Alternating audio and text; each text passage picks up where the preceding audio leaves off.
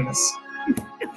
What's up, everybody? Welcome to a brand new episode of Granny's Peach Tea. We're at episode 49 at this point, so we're almost there, baby. We're pushing 50, guys. Pushing 50. And if you can't tell, we're opening up with Danny Elfman's awesome, iconic Batman theme, because we're doing Batman Returns this week as we continue our way through the Batman theatrical rewatch. I'm super excited to talk about that movie. Along with other stuff we got our usual week in the CW verse, Superman, Lois. We got Legends of Tomorrow. We got Naomi, and also we got Batwoman. We got a brand new episode of Peacemaker to talk about. Yes, we do. And we got a trailer. We got an MCU trailer. We are getting some Marvel back in here to the show because we got a Moon Knight trailer to talk about, which looks pretty damn awesome. I'm sure everyone's seen it by now. But yes. Thank you for joining us. So who would not have seen it by now? What idiot would not have watched it before coming onto this show? What a crazy bastard that must be. Who would do such a nefarious thing? I think the penguin's afoot. Oh, man. So we got that to talk about here. And thank you for wherever you're checking us out. If you're catching us on the Facebook stream, if you're joining us on the Pop Culture Bros group, if you're joining us on YouTube, or if you're joining us on Twitter or Instagram or the audio-only versions, thank you so much for that. We always appreciate the support. If you are checking us out on Facebook, you could also go ahead and like the Granny's Peach Tea, Facebook group that's there. But and join it. We got a lot of stuff going on Granny's Peach Tea. A lot of people posting memes, fun little memes, things like that. So if you enjoy the show and you're not on the Facebook group, guys, get on that. It's a good time. Yeah, it's always things because there's so much stuff to talk about on a daily basis that just doesn't make the show. Because as we found out in our first episode, you can't cover it all. We had the inaugural marathon. It was insane. So we kind of learned that over the time. So, and also speaking of the first episode of Granny's Peach Tea, it was just about a year ago. It was January 20th, 2021. Was when we had our first episode, me, you, and Tony. And thank you to Alex for going ahead in our Facebook group and pointing it out to us because we didn't even know the exact date to that. But thank you, Alex, for always supporting the Facebook group and supporting the show. So kudos to you. And happy anniversary, Jason. And Tony, where you are, happy anniversary as well. Happy anniversary. It's been a great ride. I can't believe it's been a year. Because I've watched so much stuff for this show. Even more so than because if you remember, I went on a CW binge when we first started. So I think I've watched more comic book content this year than I had in maybe the decade prior. I'm not going to say my entire life because that's crazy. But I watch a lot of this stuff. But I watched a lot this last year. And you know what? I'm very happy I did. So thank you for bringing me aboard, Ed, and happy anniversary. Happy anniversary and welcome, because I think this is welcome to somewhat of what my world used to look like pre-Granny's Peach Tea, because I would watch all this stuff, but I admittedly used to fall behind episodes and would binge it on a Saturday morning or something like that when there was nothing on, or, you kind of just waking up and I would catch up like that. But it's just at a different rate now. And it's been a fun ride, and thank you for everyone for supporting it. And we can't wait to see what year 2 brings us. We're off to a pretty good start, I would say. Yeah, for sure. We started with Batman. Come on, we're starting with Batman. Yeah, listen, through that year, we rewatched the whole DCEU to start off with, right? We got a lot of the first Marvel Studio shows. Which still some of my favorite episodes to do was those... those WandaVision and everything. Yep. That was wild. WandaVision, I think WandaVision for me, I was like that because this show changed the way I watch shows, because usually I don't watch things weekly. I wait till it's all, because I'm impatient. So once I start, I need to be able to finish. So I hadn't watched a show like that where I had to wait and let it ruminate in so long. And doing that, I think, really made me like WandaVision a lot more. Yeah, because they, for the purposes of the show, we're taking notes and things like that, and we're really super in tune to it more than normally you would watch a show. Because I watch other shows besides what we cover on here. And yeah, it's very different. It's very different, but I really enjoy the deep diving into it week to week. Hopefully everyone listening or watching also enjoys the deep dive into it, and hopefully we're bringing you some tidbits or maybe angles or different ways to look at the shows. And in every way you look at it, listen, film, music, it's all subjective. So we're just sharing what we think. We're fans, and we're just having a conversation. We're some of us at a bar watching it, and talking about it with beers by us and stuff like that, and we're just doing it in front of our camera. So we're having a good time. Yeah, for sure. Speaking of having a good time with shows, Jason, what do you got for Baywatch Nights? Because we haven't unhassled the Hoff in a couple of weeks. It's been a while since we've unhassled the Hoff. I've had a lot of stuff I've been watching. But I am almost at the end of season 1. This was episode 20 called Rendezvous. And what I've decided is I'm not going to take notes during the show anymore. I'm just going to, whatever I remember from it, when I'm finished with it, I'm going to sum it up in a couple sentences. So here's my couple sentence synopsis. The villain, this guy kills like a young guy for forgetting his jacket because he's supposed to leave the car and for this guy, and he comes back and he winds up like shivving him with like a corkscrew.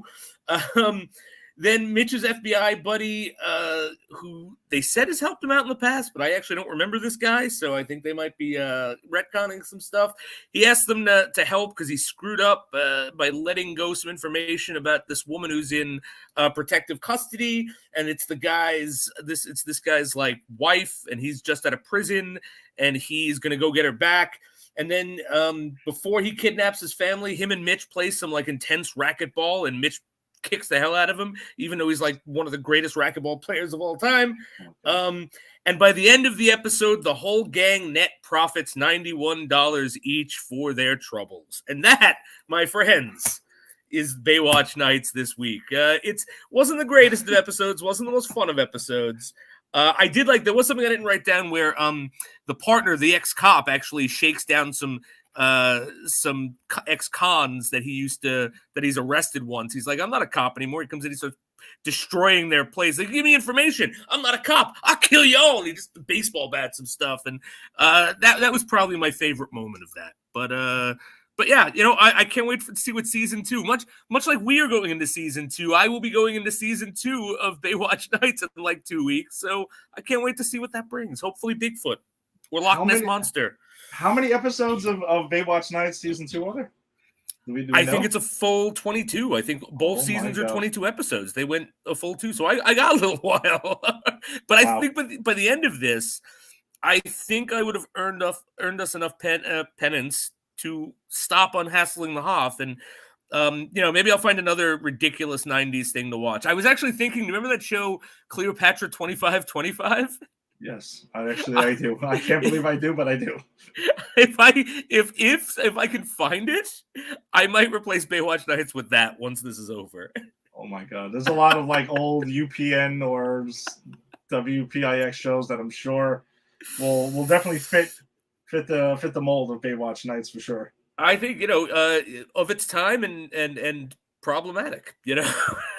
Yeah, I mean, there's like Highlander. There is, which there can only be one, but yet we find out there's more than one. There can only be like there can only be one. The Kurgan, he's dead now. It's only one, and then there's a sequel, and then a show where you have like a new one every episode. That was ridiculous. Yeah. Well, we got a couple of comments here before we jump into our CW rewatch. Afternoon episodes do hit differently. Yeah, even for us. I mean, we both of us are dealing with sunlight coming into cyber windows. It's true. I'm drinking coffee instead of my normal peach tea. Yeah, I got water and I got some Gatorade here from my fun trip to Three Sheet Saloon last night. Nice. I love that place. You get there early enough because everything, happy hour goes for a while. Everything's like half off. Oh, man, I love going there for I get out of work at like 3. I go there at 4. I'll meet friends there at 5. I got an hour on them. And literally you go till like 8 o'clock and then you can just go home because I'm old now. well, listen though. Well, I'll talk. We can talk about that quickly. We started at like 6. Like 10:30, I was like, let's go. That's it. Let's go. Time to go. Shut it down. Lights out. Like airplane say. That's it. I used to be able to close, but Ed, we've known each other a long time. I used to close bars and go out and look for after hours. And now sure. Oh, it's 10 o'clock. I believe I think I did that on your birthday too. And that's the latest I've stayed out in the longest time. We're like, well, I was getting close to midnight, guys. I gotta catch that train. Gotta get up early tomorrow. I will say though, in your defense though, that fucking train you have to catch because man, if you're waiting for an hour and you're drunk and you're waiting for an hour, you really get pissed off. Oh yeah. I get pissed off from waiting sober. If I have to wait 20 minutes sober for a train, I'm like, oh, fucking MTA, what the hell's wrong? Go ahead, raise the fare again, But you're right. You're not wrong. No, I'm not wrong. Yeah, but listen, I will say in our defense too, we're getting started earlier. So we might be putting in similar amounts of hours as we would in the past. We're just starting it earlier, so whatever. So I guess it's the early bird special for drunks. Yes, there you go. That's actually a great way to put it. I never thought about it like that. You're right. It just dawned on me. We got one more comment too before we move on. My favorite episodes were Spider-Man: No Way Home and WandaVision, the best era. Yeah, like the WandaVision episodes that we did like a year ago were a lot of fun. I mean, we have fun with every episode, but yeah, like those were in the Spider-Man No Way Home episode. I mean, that was pretty epic. I mean, we had us, Tony came back, we had Rick, we had Jader. Yeah, we had people from all over the multiverse coming to talk about this movie. Yeah, and it was wild, and like that's our most viewed episode to date. So by far, we have like 1,000 views, like something crazy like that, right? Like yeah, it is. 600 views or I think total is like probably like 1,000 something. So. Wow. Thank you for that, and we want to keep building on it. Yeah, for sure. All right, though. Enough with that. We'll go ahead and let's jump into the CW. I'm sorry. Before we get into CW verse, we do have a trailer. We do, which I've seen. Yes, which you have seen, and I'm gonna hit you with so many facts now about it that you're gonna be all caught up. No, I did watch it while we were doing the intro. So I actually have seen it at this point. Fair enough. So, ironically, though, we're Moon Knight we're covering Batman, and there are people who kind of label Moon Knight as the to Marvel's version of Batman, which I've always felt is completely inaccurate and absurd. Yeah, from everything I've heard, I don't know much about this character, but my friend Walter, who's been on the show I work with, he told me he's a Moon Knight fan, and he's told me about a bunch of stuff. This sounds way different than Batman. For one thing, he's got multiple personalities, and that they manifest as powers, and he has powers, and Batman has none of those. Batman has one personality. It's called an asshole. Essentially, yes. Because, look, I love Batman, but he's an asshole. He's a lovable. Listen, you can be an asshole, but when you're our asshole, then it's okay. That's it. And here's the thing: he's an asshole who's going to save your life. He's an asshole who's going to save the city. Anything that needs to be done to save the city. But if you meet him on the street and you look at him sideways, he's going to be like, "I think you're breaking the law there, but I'll be back." It's he's not. You want him around, but you don't want to be friends with him. Yes, because everyone who's been friends with him, most of the time, they usually end up hating him. Yes, for sure. But with Moon Knight, though, you're right. Those are good points, though. I think it's lazy analysis to say, oh, yeah, he's Marvel's Batman. Because, why? Because he fights crime at night and has a cape, and one of his personas is a millionaire. That's it. It's lazy. The things that I think from the trailer we're going off of, and a synopsis that was released by Marvel Studios. So apparently one of his personalities is Stephen Grant, and it looks like the changes that are coming from the comic books to the MCU, which the MCU takes liberties. Not everything has to be super comics accurate, which I enjoy as well. You don't have to be binded to that. Right. I think with MCU, it works maybe for me 97% of the time. Yeah, they usually do it for a reason. So it looks like Stephen Grant is at least from the trailers, and this could be way off when we watch the series in 2 months, is that Stephen Grant is not the millionaire playboy that he is in the comic books. He looks to be working in a Egyptian museum, like a shop, in a museum in London. So that's what it appears from there. He doesn't live in New York because, again, not every hero can live in New York like they do in the comics. Right. New York would be the safest city in the history of civilization if that is the case, because just about every Marvel hero is based out of New York. It's true, and it actually begs the question: why don't these villains just go to like New Jersey or Ohio? Like, why? Like, what are they doing? Like, oh wow, every superhero in the country except the West Coast Avengers are centralized in New York. The West Coast Avengers are on the West Coast. Why don't I just start hitting banks in the Midwest? Like, no one's there. Super easy, man. Super easy. But they don't. So I think the MCU taking the approach to changing some things like that, some details, are pretty smart. So we get that. So he looks like to be like the main person. We want to look at something, maybe the Prime, as we can borrow something from Doom Patrol, because Crazy Jane, she has the right thing. So if you want to look at it like that, it's called DID now. It's not multiple personality. It's a dissociative identity disorder. Yes, and that's what it appears this show is going to tackle. Mark Spector in the comics is a mercenary for hire, and that's another one of his personalities. And it looks like that they are going to dive into that, because there is a scene when he's in a truck and he doesn't know why he has a gun in his hand, and he kind of drops that. So I'm assuming that's what we're going to see, him diving into the Mark Spector persona of his. Yeah. But in the comics too, see, this, from what I've learned, there's many iterations of Moon Knight, and the latest one is like a actual personality disorder. Currently, in the original version, he was Mark Spector, and he just had different personas, so he can find out information throughout the criminal underworld in New York. Oh, so it was more like him going undercover and less of him. Okay. Yes. So we have that, and there's also a Jack Lockley persona in the comics, but I don't know if we're going to get into that here or not. But yeah, through the latest iteration, it's actually a personality disorder, so he doesn't know if I'm, what's going on cool. Per se, which I think is cooler than the original thing. It adds more of an intrigue to it, and for the sake of the MCU, it gives us a hero that we've never seen before. Yeah, for sure. And I think also it gives Oscar Isaac, who's an amazing actor, like a lot of room to do a lot of good acting, because I think like and he deserves that in a comic book movie after having to be like that garbage Apocalypse from X-Men Apocalypse. And like, look, I don't hate that movie. I actually have a soft spot for that movie. I have a soft spot for that run of X-Men, with the exception of the Dark Phoenix thing they did. Like, that is terrible. But did you watch it eventually? I did, yes. Okay. And let me tell you something, Ed, because so behind the scenes, I was supposed to see that with Ed before we were doing the show.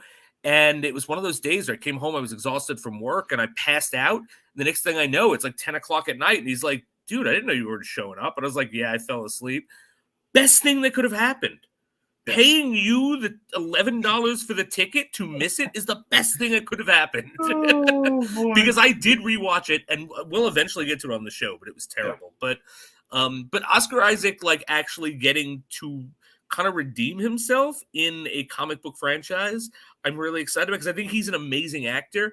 And from what I just saw in the trailer, because I did just watch it while we were doing the intro, he looks like he's going to be just fire in this. Like, I'm excited. Even if I know nothing about Moon Knight except for what you just told me, I'm excited for Oscar Isaac. Yeah, no, I agree. He's an amazing actor if you've seen him in other stuff. Besides his comic book stuff, and please don't judge him off of that. Look, Apocalypse was not his fault. There was no saving that version of Apocalypse. I don't know what they were thinking. They had budget. Anyway, I'll save it for the show. It's a rough watch. He does voice Spider-Man 2099, Miguel O'Hara, in Spider-Man Into the Spider-Verse, and who will getting a bigger part in Across the Spider-Verse. So there's some more redemption for him. Good. Also, we see in this trailer, though, is a character called Khonshu, who is the moon god, who, in one of the iterations in the comics, he does give Moon Knight, Stephen Grant / Mark Spector, his abilities. Because, and so that's something that looks like we do get to see in the trailer here. He's the character who's got like this, like, kind of like bird-like face where it's like coming out. It kind of looks like the character in Beetlejuice in the beginning where it stretches the face a little bit. He does look like that. Yeah, it kind of looks like that a little bit, but cooler, more appropriate for this. And then we get Ethan Hawke, who appears to be the villain in this, who looks like he's going to be the combination of Moon Knight villains, of the Sun King / Arthur Harrow. So who's kind of like has this obsession with curing pain through the human body. And if you see throughout it, people bowing to him and things like that. Okay. So it's and we also know throughout the MCU, the first time out, a lot of these heroes face like the bad version of themselves. Yeah, the Shadow. Yeah, so you got Sun King and the Moon God kind of facing off. So maybe that's something we can look into. But I'm actually really glad that we're getting this on March 30th because we didn't know when we were getting another MCU project. Yeah, and it's not too far off. I mean, we just, a couple months. It's not bad. It'll go by like that. Yeah, so that's something I think that's pretty cool. Yeah, and I've always loved the look of Moon Knight. Like he just looks like a badass character. Always has. I agree. Like so much so that, and I didn't bring it because I obviously forgot we were doing the Moon Knight trailer because I just watched it. We went on, but I also have this packed. But I have a Moon Knight action figure based just on how he looks. Yes. So I know nothing about him, but I like the look enough to go, yeah, I want that in my collection. So yeah, I think he's an awesome looking character. Yeah, I'm gonna have to go to heroesandvillains.com, which is a site they're just like a starting site where they're kind of like upping their game on their shirts and they're getting licenses. And they've had a Moon Knight shirt that I had my eye on for like a couple of months. Yeah, I think it's time for that to happen. Nice. Yeah, and I think I read some Moon Knight because they would throw Spider-Man in. Yeah, of course. That's how they get you. Yes. I think that's why we all read Sleepwalker, right? Because Sleepwalker, Darkhawk, Wonder Man, that whole era. Yeah, they got us all. Which, by the way, I just want to say I was so excited for that Sleepwalker action figure, which I posted to the group and sent to you, Ed. Yes. That I never do this. I pre-ordered it on Amazon to make sure that I got it because also with like the Marvel Legends, what they do is they'll put a character that they don't make enough of, and that there's always a hard one to get, and you never know which one it's going to be. And I think it might be Sleepwalker because he's just not that popular, so they want to drum it up. So I'm like, I want that Sleepwalker action figure. So I just wanted to since I brought it up, I just wanted to share that. Like, I'm excited for Sleepwalker. That's it. Rick, if you're listening here, you should go get that action figure too. Yeah, dude, it doesn't come out till April, so you can go on Amazon and pre-order it. It's like $20. It'll come right to your door. Yeah, and if you got Prime, you got your free shipping too. Which I do because I'm an Amazon addict because Amazon bought my soul somewhere over the pandemic. Same here, my man. Same here. We got another comment here regarding Moon Knight. I love that Moon Knight is a mix of someone dealing with a lot of social identity trauma with also basically being Batman. Like we talked about just before, yes and no. He fights crime at night. He has a cape. And, I mean, I think if you're looking at Batman as an archetype of a dark vigilante with a troubled past, then yes, he fits the Batman archetype. I don't think he sounds a lot like Batman, but I do agree with you, Alex. Like, I love the fact that someone who's going out and being this like crime fighting vigilante for justice while also dealing with this identity trauma. I'm completely excited for this show. Yeah, it's a new layer. And what Jason and I have always said, on the show and off, is just that we love the fact that the MCU gives us something new quite often, as opposed to like some critics and stuff out there do the lazy analysis of it, like, oh yeah, there's the MCU formula and it's all the same. No, you're completely out of your mind. Like, actually pay attention to what's going on. They give you different shit all the time. So this is just another example of them bringing something new to the table, a new approach to what a hero is. And I think, Jason, you would agree, is that the main thing with these heroes in comic books is that you have to care about the person under the mask. Yes. Even more than the cool guy that suits up, and that whole thing is assumed it's going to be cool. Mm-hmm. You got to really care about, what's under it. For sure. And that's why, like, there are certain heroes that I don't like when they put someone else in the, like, I don't want any Batman besides Bruce Wayne. I'm not interested in just Batman. I'm interested in Bruce Wayne. Yeah. Same thing with Spider-Man, except Miles Morales, they did something very unique and different and special with. So Miles Morales, I'm completely fine with him donning the Spider-Man, but that's it. Like, when they had like the Cole Clone saga, I was like, no, I don't care about this guy. Give me Peter Parker. That's who I'm here to see. You weren't into Ben Reilly? No, I was not. Like, I wasn't reading comics at that point, but I think when you were telling me about that, I would be like, no. Tell me Yeah, about Civil War again. I'm pretty sure I jumped into the Ben Reilly run for a little while because my actual comic collecting seems to go in phases. And then at some point, I'm like, why am I paying $5 a fucking issue? This is insane. Yeah. Like, I can't do that. But yeah, the Ben Reilly run, because they caught my eye, I think, in like a bodega or something like that, where I saw, it was like, oh shit, the Spider-Man costume's different. Why is that? And then I ended up buying the issue and reading it on my way home. And I'm like, oh, this isn't Peter Parker. What the fuck happened to Peter Parker? And then of course I go down this like rabbit hole of finding out what happened, and that's how they get you.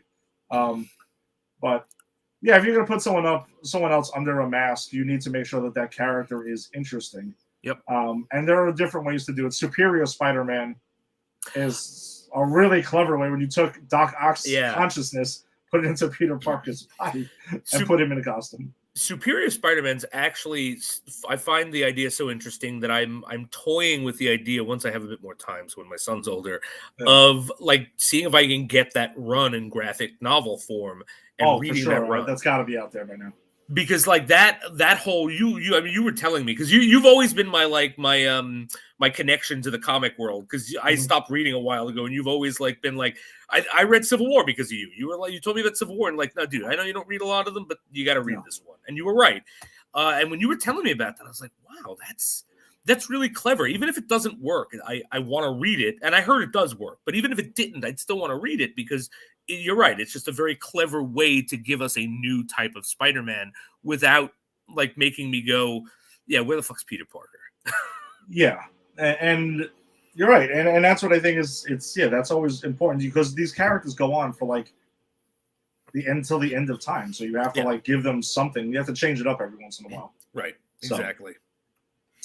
All right. Speaking of changing it up once in a while here, CW has done that with Superman and the Superman and Lois show that we got going right now. So we got an episode that we get some changes here, right? So we find out Lana Lang I'm going to call Lana Lang. I forgot her new last name. Yeah, who cares? But exactly. So Lana turns up running for mayor because her guy drops out that she was supporting there. So, and so we got that. Superman seeks help from his brother Tal, who is imprisoned and claiming that he went ahead and has no powers, which we find out he's bullshitting. And we don't get the full answer to that, but that ends up happening because Superman is dealing with these visions that he's having, that his headaches that are overtaking him, and he can't really explain it. So he needs help because he thinks it has to do with that device that was used on him last year to put Kryptonian memories inside him.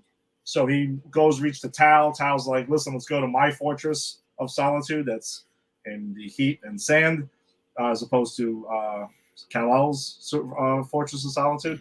So they go ahead and they get the consciousness of his mother, and there's a whole scene with that, and the mother gets introduced to Jordan, who decides to tag along because he wants to go in and help him out. We get a brief Jordan versus Tal fight. That was cool. I like that. I enjoyed that. It was pretty cool.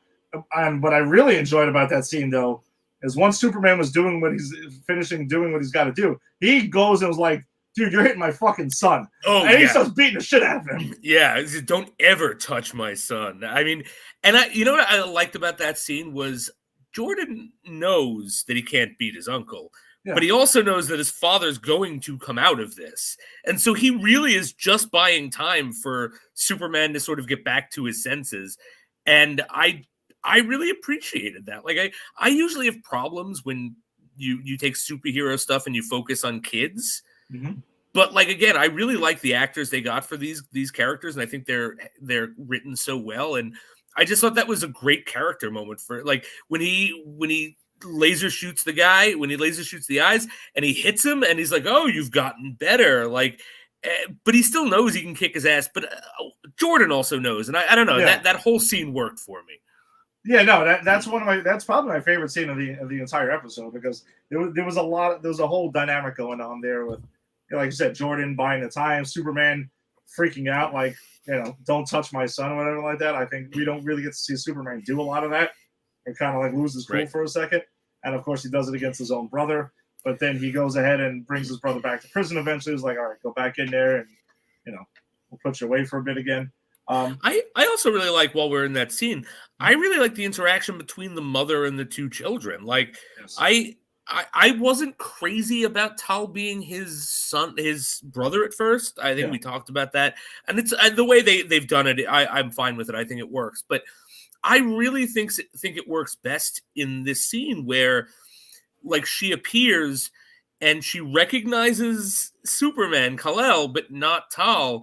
And you can see why Tal is the way he is in this scene. He's like, my mother loves this other kid more from another person. And when he has that moment where he's like, you left me, and she was like, your father was evil, and he's like, yes, and you left me in under his thumb. Do you know how hard that was? Like, I think we get so much cool character stuff for Tal in this episode that when I first saw he was in this episode, I was like, okay, maybe we can move on. But after that scene, I was like, I want to see more. I kind of want to see that family dynamic explored more, because I thought, I'm watching it going, Tal's the bad guy, but I kind of empathize with him here. Yeah, he's a villain who you can understand his gripe. Yes. With why his motivations is, you're right. We do get a lot of that. He also has an interesting thing where he says, so as you said, that may have been the best line of the scene, is where he does say to his mother, like, oh, well, there was all these Kryptonians that were born, like genetically and stuff like that, but then except one, this guy over here, referring to Kal-El. Right. And you can see there's a jealousy building there. And he also even tells Jordan, Kent, that he's just like, oh, so does your mother also favor the weak one as well, referring to Jonathan? Yes. That was again, I think everything in that scene worked so well. And yeah, I forgot about that, but that was a great line. And it really just, again, it goes to show you really his resentment and why he hates Kal-El so much. Mm-hmm. And yeah, I think it worked perfectly. Yeah. So we get that, and then we get Lois. She's also dealing with somebody who's trying to speak up and like decredit one of her stories, and is reaching out to the Smallville Gazette.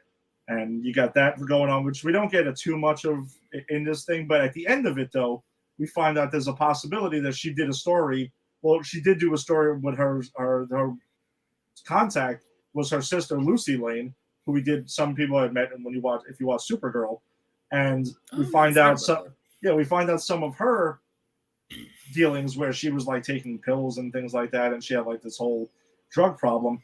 But she might be the one speaking up to discredit her. Yeah, I mean, Lois says she joined this cult. Yeah, and like the whole thing was when the cult leader said something that alluded to her killing herself, and she attempted it. Yeah, and she might be. We're saying she might be. She's going to be the one who recanted her story, because if she's not, there's no way in hell they would have paid so much attention to it. No, it has to be her. And then we also, like I said, I shared the articles on our Facebook page. The reports are that she's the one. She is coming back in this show, so she'll be making her debut at some point in this season. There's also a storyline with the new general is pretty much pushing Superman out throughout the episode, because there's this dude who shows up who's like inhaling this stuff. It looks like it's kryptonite again, and he's he's causing a ruckus somewhere. Superman shows up to fight him, gets another one of his headaches again. He can barely see what's going on. And then the super team over there shows up, and they kind of take care of the situation. And one of the kids that was recruited from last year, he goes ahead and checks on Superman at the end of the episode. And Superman also has a conversation with the general, like, dude, the kid's barely 18 years old. And his answer's like, but he's sure is fast, doesn't he? Yeah. Wow, what a dick. The general's real POS. And I love the stuff where the general's like, you can opt not to be on my team, but that means you don't have backup anymore. It's like, and he's kind of like rubbing Superman's nose in shit because he had a moment. It's like, because he has one of his like his flashes, and he falls to the ground, and the guy like literally picks him up and does like one of these, like a Hulk and Loki thing. Yeah, I was just thinking that way. And the general's just like jumping on that, like, well, we're not going to save you again. It's like, come on, man, leave Superman alone. yeah, he's like really punking him like these first 2 episodes. But this draws me back though. Again, this show has been stated it takes place on Earth Prime. Okay, Superman is part of a Justice League, and so he could just be like, "Fuck you and your DOD. I got a damn Justice League over there. We have a hangar that's empty with a table in it." Right. Look, I got a speedster.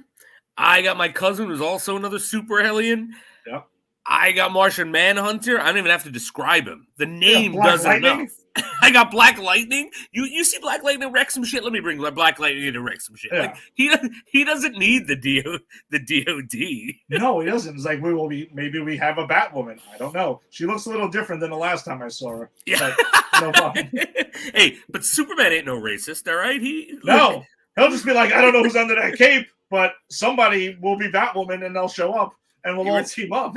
You're in a bat costume. You're gonna fight with me. Good for me. Let's do it.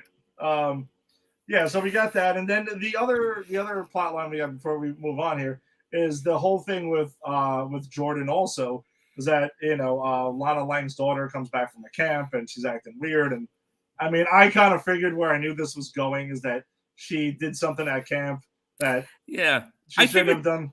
I figured she cheated on him. I didn't realize the twist for me was that it was a girl. I didn't see that coming, but cheating's cheating, man. I don't condone that. Yeah, listen, she went ahead and kissed a girl and she liked it. And she liked Yes. I was thinking I'd bring that in, but I'm so glad that I didn't so you could. Kissed a girl and she and it's funny because I thought that when I was watching it, and then I was rewatching it with Angie because she was watching, so I'm like, all right, cool. I like the episode, I'll watch it. And before she even said it, she's like, I kissed a girl and I liked it. And I'm like, wow, everybody knew this was coming. So yeah, Jordan walks away. He ain't thrilled about it, of course, and then they'll have their whole teenage drama thing there. We'll see where that goes, but a pretty cool episode. I mean, I'm getting there, and then at the end of the episode, we find out, of course, the people that the DOD hired to check these cave rumblings that are going on. Of course, it's evil, and they're like, oh, Doomsday. That whole storyline is continuing and on its way. Oh, and one more thing is the thing that John Henry Irons is, even though he's like, I'm retired, I'm not doing this, which we know is bullshit. But he helps Lois track these tremors that are there, and it happens. Superman had 5 headaches, and there's been 5 tremors, connecting what we all knew. Yeah, these headaches are connected to Doomsday and whatever the hell's going on the ground. So that will continue next week. Anything else you got or you wanted to bring up on this episode? 2 things. One, a ding and a love. A ding is, and it's a small thing, but did anyone not see Lana Lang running for mayor? Like, it's like I kind of knew that was going to come. Like, it's the second the guy walked in when I'm out, and then there's that whole scene about them trying to figure out like who the next person is. I'm sitting there going, it's Lana. It's going to be Lana. You can cut the scene. It's going to be Lana. But whatever. That's such a small thing. It's TV. Yeah. But the thing I love is that John Henry Irons is still around. I really like that actor. I really like that character. I like that this show has not only made me like Superman, it made me like Steel, which when the Superman like sort of offshoots came out after the Doomsday Saga, Steel was my least favorite one because he was just a guy in a suit. He was Iron Man pretty much. Like, Eradicator was kind of evil, and Superboy was at least a boy, and there was something there. Like I don't know, like at least he had superpowers. But this show has made me go like, wow, is Steel maybe the best of them at this point? Like in this iteration, he definitely is. Oh no, for sure. If you do like that storyline, though, do check. I'm pretty sure. Yeah, it has to be on HBO Max at this point. They did the animated movies, The Death of Superman, and the sequel is The Reign of the Superman. Oh, okay. It's a 2-part thing, which I know we talked about we wanted to get to the DC animated movies at some point. It's just we got a lot of content. We'll see. Maybe during the off season when CW chills out for a bit, maybe we can jump into some of these because they're just DC does such a phenomenal job with those movies. Yeah, they're really good. I want to get you to watch them, to watch more of them, and I want to talk about them with you, and I want a reason to rewatch them again. So, yeah. All right, so we'll figure that out. Exactly. All right, one quick question or comment that we're going to hit from Tim. If Moon Knight is Marvel's Batman, who is pop culture pros Batman? Tim, I think the obvious answer is I'm Batman. Yes, it's a given. It has to be Jason, man. Jason is definitely the Batman of the PCP world. Of course, come on, it's a given. Look, just look at my interactions on the chat that we have. I show up periodically. I'm kind of brooding. I I'm not very considerate. I am Batman.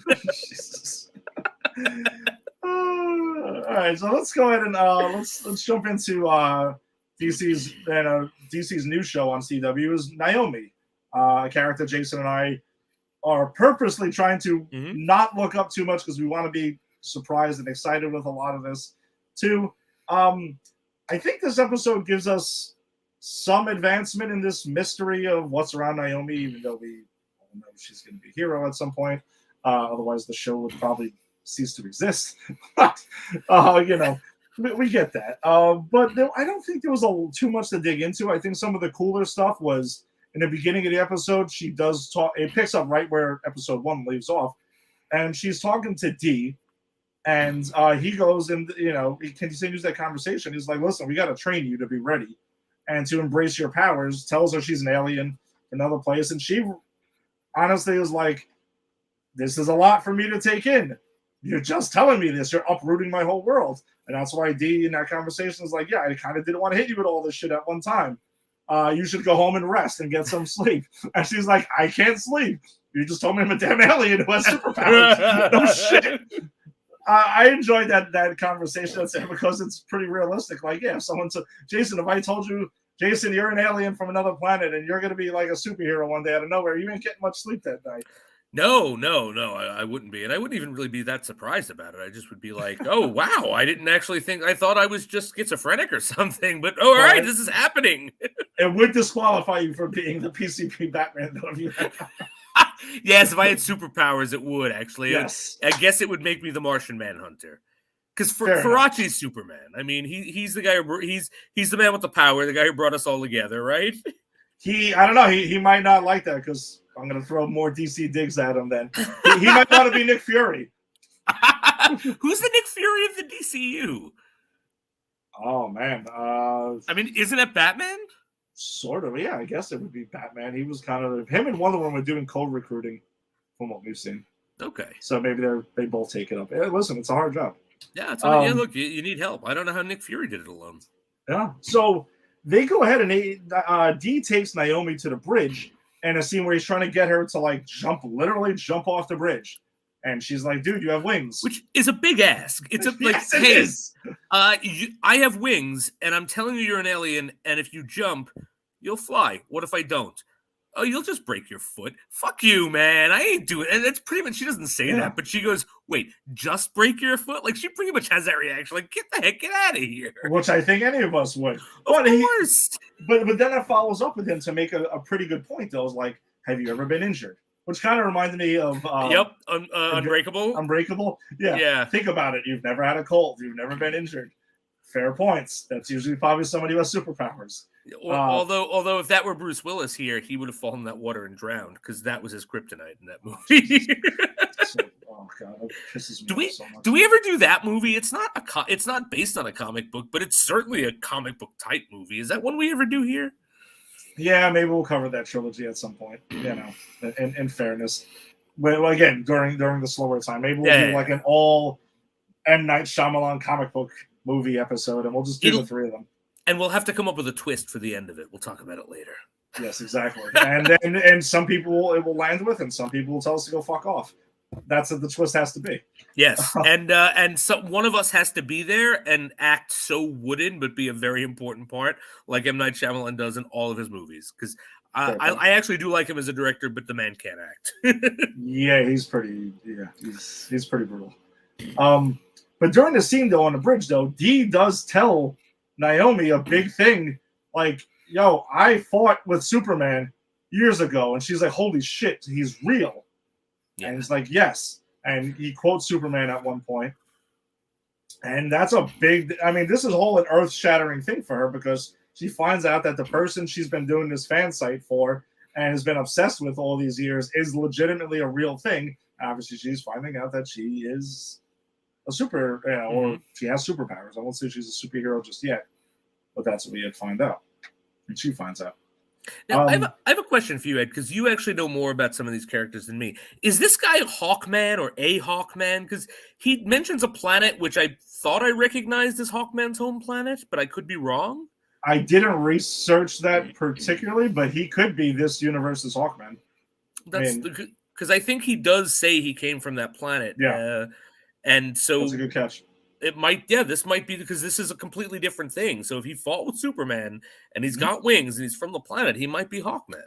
Yeah, that's a good catch. I'm going to tell you the truth. I didn't really connect those two together, but it could be, and that would be pretty cool if that's what we're getting here. For sure. I'm assuming he's somebody of some relevance. It's doing this. There's a weird obsession with smoothies that are made by Naomi's mother in this episode, where it keeps getting brought up. And Jason, I wanted to ask you about this because you work with teenagers these days and teaching them. Do you see these teenagers running to this person's house and raving about how awesome her smoothies are? And like they want these healthy options instead of grabbing a Mountain Dew or something like that? No. Okay, neither did I. I'm pretty disconnected with them. No, I don't. Look, my if you see the stuff the students eat, like for snacks or drink, and these kids are coming in with coffee. They're not drinking smoothies. They're coming in with like 3 Red Bull, like smoothies, and then they go downstairs to the lunchroom, and it's like, here's your cold, sandwich. Like that's the thing, as a teenager, you don't know what good food is. No, I remember we're downing Mountain Dews and Coke every day and eating chips from the corner store and whatever. Right. And I'm like, these kids with this smoothie thing that keeps getting brought up throughout the episode. Like, she's like, even tells her ex-boyfriend, like, yeah, they came over for smoothies. And like, oh, your mom makes the best smoothies. I'm like, it's just like very strange. It was kind of like the Bronzino from Amazing Spider-Man. Yes, it was. There's a lot of emphasis on fucking smoothies in this episode. It was weird. It was weird. So Naomi goes ahead and her friends, they're investigating a UFO incident that from 2004 that happens to be the same day that Dee mentions that she was adopted. So obviously you can see the connections that's being drawn with it. And throughout the episode, she becomes more serious about tracking this down. And her friends are kind of like, yeah, we thought we were having fun, but this is like a serious thing for you. So we're going to pitch it and we're going to help out. And then her dad is assigned to a task force in the DOD to track down aliens, and he's finding out that, oh shit, wait, the DOD has a section to aliens are real and they're looking into this.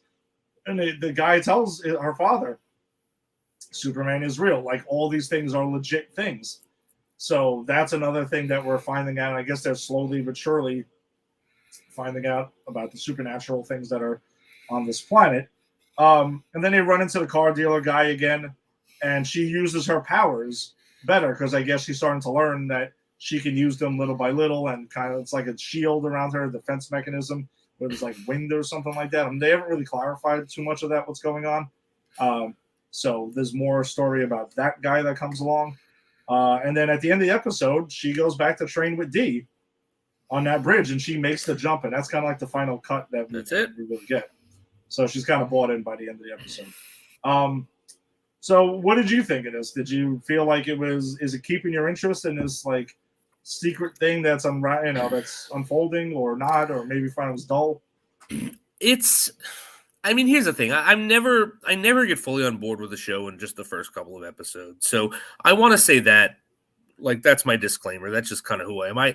That's why, like, I will watch a show if I think it has potential and I think I'm gonna like it, I'll watch it for at least half a season to let it grip me. This hasn't gripped me yet. It's fine. It's just nothing in it has jumped out and made me go, oh wow, you know what I mean? And like these shows, there's so many of these shows, and I watch so many of these shows that at this point you kind of need to do that. You need to do something to grab me. But it's the second episode, and I'm going to continue watching. Like I like this actress. I think the character's interesting. I like her Scooby Gang, like her friends. They seem kind of cool. Like I like that this might be Hawkman. I want to know what's going on. So I'm interested in certain questions, but I haven't bought in yet. Is what I'm saying. Yeah, I'm still holding reservation. It's not bad. It just hasn't hooked me yet. All right. And a show that has hooked you, though, is DC's Legends of Tomorrow. We're at season 7, episode 9. How does this show just keep getting better, dude? This episode, I was watching it yesterday. Was it yesterday or Friday? Oh, yes, it was Friday, so same thing. There you go. I was literally laughing out loud for a lot of this, and I didn't see that coming at all. So no, there's so much of this I didn't need. So we find out that Bishop actually is dead for now. I mean, no one ever is really dead in Legends, but I hope they bring that guy back. I actually do really like that character. And the Legends escaped, and they got stuck in John's pocket dimension that he gave to Zari last season, and they can't get out, and they're in hell. So like there's no way to escape except through time jumping, which they can't do because they think something's wrong with Gideon. And so the whole thing is that Notstantine opens a door and lets some creatures in, and that's what I'm going to call him. I remember his name. That's what I'm going to call him. And like all of a sudden, you see people like you see Gideon and Gary like going to fuck or going to get it on. There we go. You see Zari and Nate like. But not his Zari, not his girlfriend Zari, like the other Zari. Like they're almost about to get it on. A lot of people in this episode. A lot of people in this episode like are getting it on. And so like I don't know, about 15 minutes through, I'm going, oh, it's a sex demon. But it was so much better than a sex demon. It was the ghost of a reality show crew that sold their soul to this demon, and the only way they can get released is to capture a genuine human moment on camera, which I think is a brilliant curse because it's such a satirical look at like everything that happens on reality show is bullshit. Dude, I've been screaming about that for years. I don't watch any of them. I think I did early on. I remember I watched like Surreal Life at one point because I just thought the random actors they were getting on there were interesting. That was fun. Manny Mo. And I watched the season when it was like Bridget Nielsen and Flavor Flav. Yeah, I've seen that. I saw that. And I think I watched WWE's like Tough Enough when that was like in the beginning. But I've hated reality shows the whole time. And this episode's satiric look at it was awesome, and that's probably why I enjoyed it so much. It was phenomenal. And I'm someone who's actually seen more reality TV than you would think, because my wife likes it, so I watch it. Even before I met my wife, like I'd have friends over. We'd watch, like we'd be hungover. This was before I was teaching. This is my mid-20s. We'd be hungover, and I'd put on like the Jersey Shore, and we'd just play. Like we'd sit there and of course, hair of the dog, right? We'd play a drinking game with it. So I've seen a lot of these shows, and you know what? This episode has made that pay off for me because, like, I actually saw like, oh, Nate's in the Jersey Shore, so is Zari. I got that. Yeah, I got that one too. And Captain Land, Sarah says it, but I caught it before. She's in the Real Housewives. So they're all, it's not even just that they're in a reality show. They all become archetypes and tropes of these different reality shows. Spooner was hilarious, by the way. Oh, Spooner goes Survivor. Thank you for reminding me of that. Spooner goes Survivor and thinks that this is a show she has to win. And the way she's going to do that is to get naked. She does the whole show naked, bleeped out. And I wonder if that actress was really, like, she couldn't have been naked, right? Oh, I'm sure they probably had like a something. flesh-colored suit on her or something like that. Yeah. But she's walking around nothing but her freaking Timbs. And, and she's like, yeah, because, it throws them off. Everyone trusts someone who's naked. And then at the end, when they all get back to their senses, she's still naked. And she's like, oh, yeah, I was just so comfortable. I didn't even realize, which I thought was a great, because everyone else was horrified by their actions. And Spooner's like, oh, yeah, no, I didn't even realize. I thought Nate was a scene stealer, too, for the second week in a row of him playing a different version of himself. The whole Jersey Shore thing, which, again, I didn't watch the show, but apparently I've had a lot of exposure to Jersey Shore this week, because the reason we're doing the show on a Saturday again this week is because I went to a Rangers game on Wednesday night, and they had sometimes at MSG during Knicks and Rangers games, they have, it's so weird, but they have guest DJs that will play in between. Okay. Yes, DJ. Was it the Situation? No, DJ Paulie D. That's the Situation. I think Paulie is the Situation, isn't he? I don't know. It's been a while since I've seen it. Maybe someone else's Situation. He might be. But it's one of those meatheads. Yeah, so then I see that, and they're like, yeah, during the next intermission, we're going to have DJ Paulie D come up, and he's playing, and people were fucking into it. I'm like, listen, I don't really know much. I shit on these reality shows, and I don't know much about this dude besides he was on it, because he had, the hair and everything going. People were fucking into it. They were fist pumping away. They were going along with it. Yeah, they were all into it. They were Zemoing and everything, and it was like, I was like, holy shit. But you're right. There's been a lot of Jersey Shore for me this week, which I did not expect to happen. Wow, that's crazy. Yes, ironically. It is ironic. And so then Gideon, because Gideon is falling for Gary, the demons convince her to turn her emotions off, so she kind of becomes she's just a meddler. She's playing everyone against each other. I love the bit that every time Konstantin prayed or did the cross or whatever, or said God, it was bleeped out. Yes. So it's the Father bleep, the bleep, and the Holy bleep. Jason, did you ever see that John Ritter movie where they have the Devil Cable show? I own that on DVD. I own that on DVD. Stay tuned. It's called. Stay tuned. That's what it made me think of.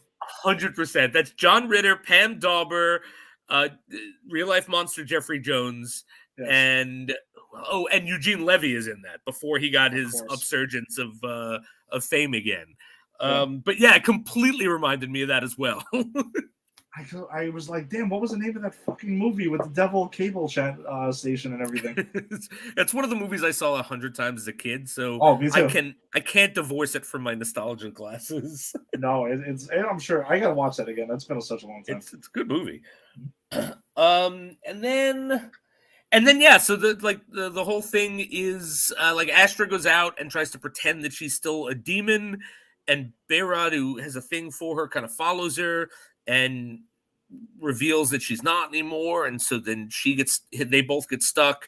And actually, you find out a lot about Behrad in this, which I'm very happy about, because he's a character who's always been in the background, and I like him, but I don't really know much about him. And I think that kind of pays off here, because you find out that he's been he does the weed to be a chill guy, because he grew up with a famous sister, and they had this reality show Catching Up with the Tarazzis, and which is hysterical, which he was recast in. Yes, recasted her own brother because he was too black. And he has this breakdown of the thing is, none of you understand how it is to have embarrassing moments with a camera in your face.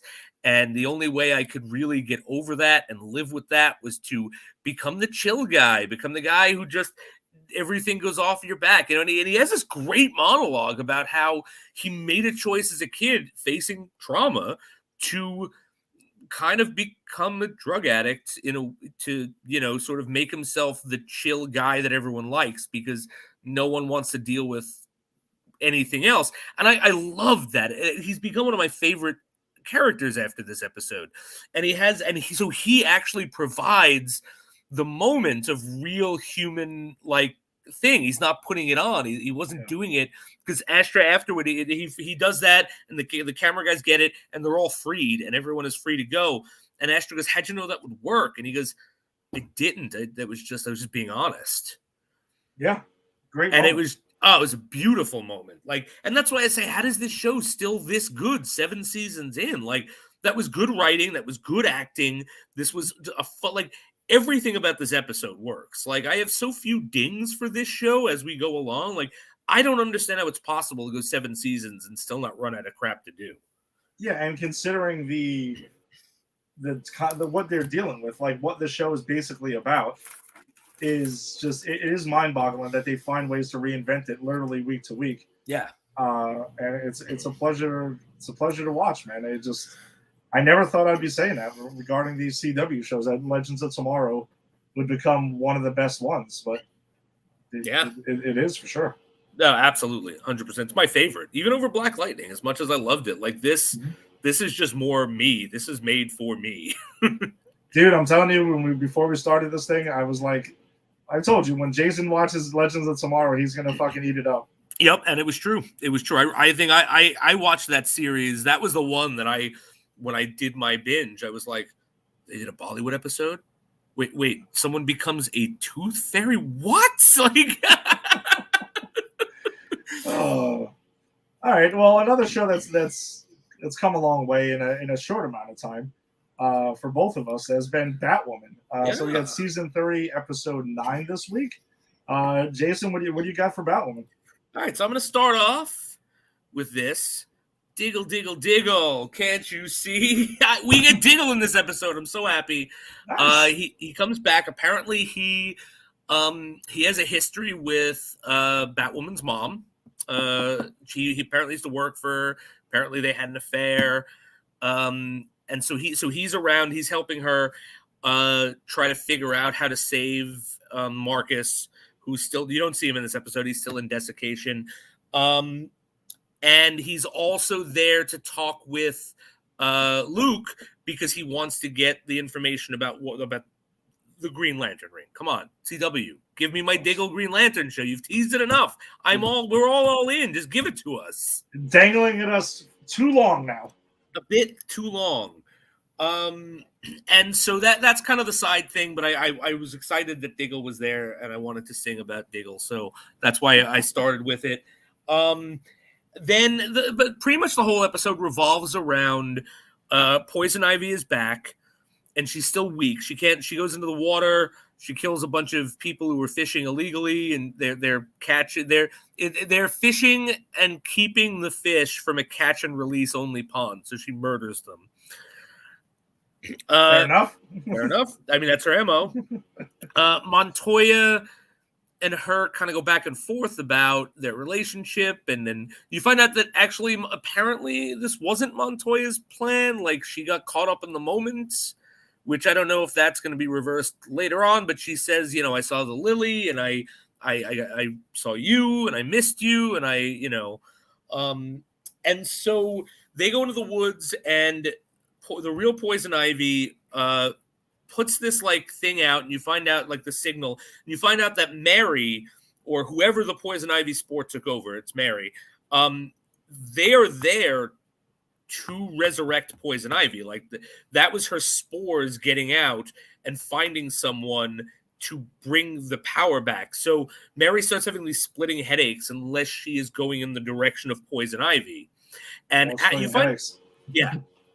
And you find out that Alice really does care about Mary, because she sees that, like, Mary's like, all right, stop the car. I think I need to go back. And Alice puts it together. Like, this might be, like, she sees it in the paper, Poison Ivy returns, ? And she goes, look, this is probably Poison Ivy Prime. And look, let me tell you, when there are two characters with the same powers, one doesn't survive. And then so she's actually really trying to look out for her. And they have a nice moment where they talk about, like, the reason that we work as friends is because we're more like sisters. Like, we're the sister that we always wanted.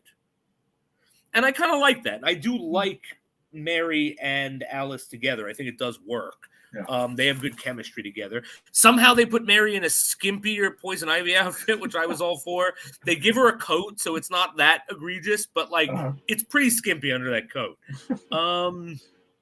So then she goes back to she's going to the forest. Batwoman and Luke and Sophie, that's former Yes. Crow's name. Okay, Crowfeet. Crowfeet. Yes, now I'll remember it. Yeah. They go hunting Poison Ivy as well. They figure out where she is. There's a great line by Crowfeet.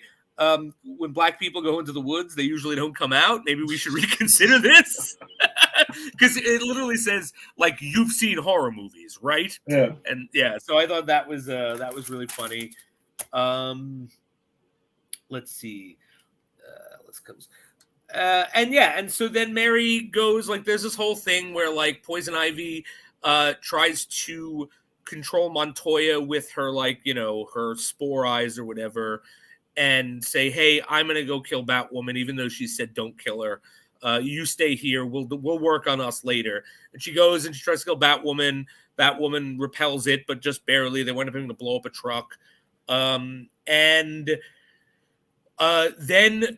Montoya comes and sort of, you know, takes out, she tranks Mary, who winds up getting up anyway, and proves that she actually is not, she's immune to the whatever Poison Ivy does. And she says that she's been microdosing herself with a serum that would give her immunization in the event that something like this would happen, which I kind of believe. It's like, you know, if you're secretly subconsciously thinking one day you're going to bring your girlfriend back and she's going to try to mind control you, I'll buy that.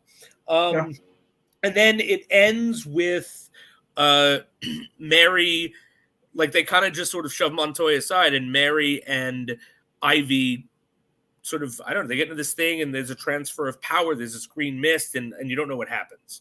Okay. But that's sort of how it ends. So I think overall it's a good episode. You know, not a lot to analyze, but it's fun. It's a good episode.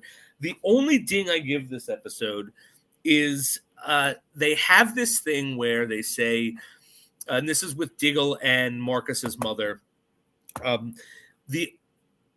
Diggle says, I know you've been looking for the Joker's joy buzzer. And she goes, yes, because the joy buzzer is a thing that made him like this. So if we just put it to his head again, it'll fix it. And I think that's the stupidest thing in the world. That's like saying, hey, my child got brain damage from eating lead paint. Let's feed them more lead paint. Oh, my God.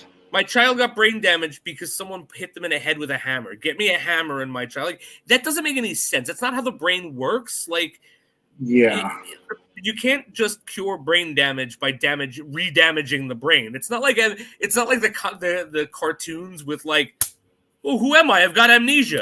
Oh, me, I'm Jason. Oh, wait, who are you again? Like, it doesn't work like that. So that's actually not just a ding. That's a WTF moment, which I don't think we've had for Batwoman for all season. No, it's been a little while since we've had one of those, but that definitely fits the bill because that's absurd. And then they eventually, like, go and they go break into Montoya's office and they get the joy buzzer back. So I don't know what's going to happen. I mean, I'm hoping the writers aren't dumb enough to make that work, but even if they don't, it's still a problem that these smart people, I mean, her mother, that woman's smart. Jada Jet, yeah. These smart people would think that this would work. That's just, and why, like, if it's just a matter of electrocution of the brain, why do you specifically need the Joker's joy buzzer? Why don't you just bring him to an old school asylum and give him electrotherapy? That's a very good point, actually.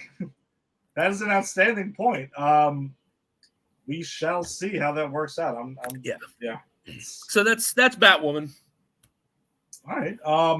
Let's get into another DC show that they have here, but this one's on HBO Max and has the greatest opening that we've ever seen. Never skip it. Never skip it. Never skip the opening of Peacemaker. You'll be doing yourself a disservice because it's a joy every single time you watch it.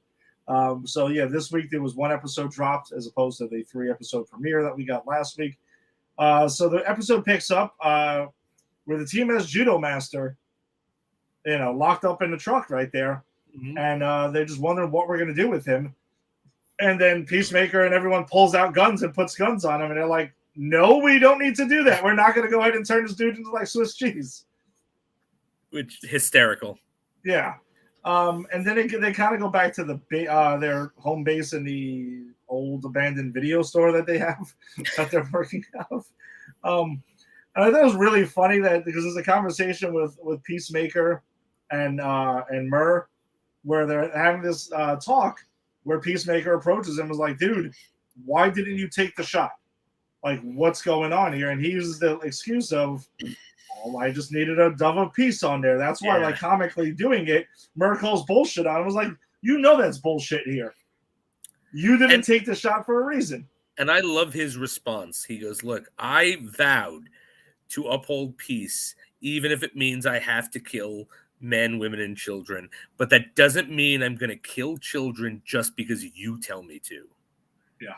And I love that because I think that really does get at the heart of like his problem. It's like, yeah, I'm willing to do it if I see that it's necessary, but I'm not just going to take your word for it. You need to clue me in.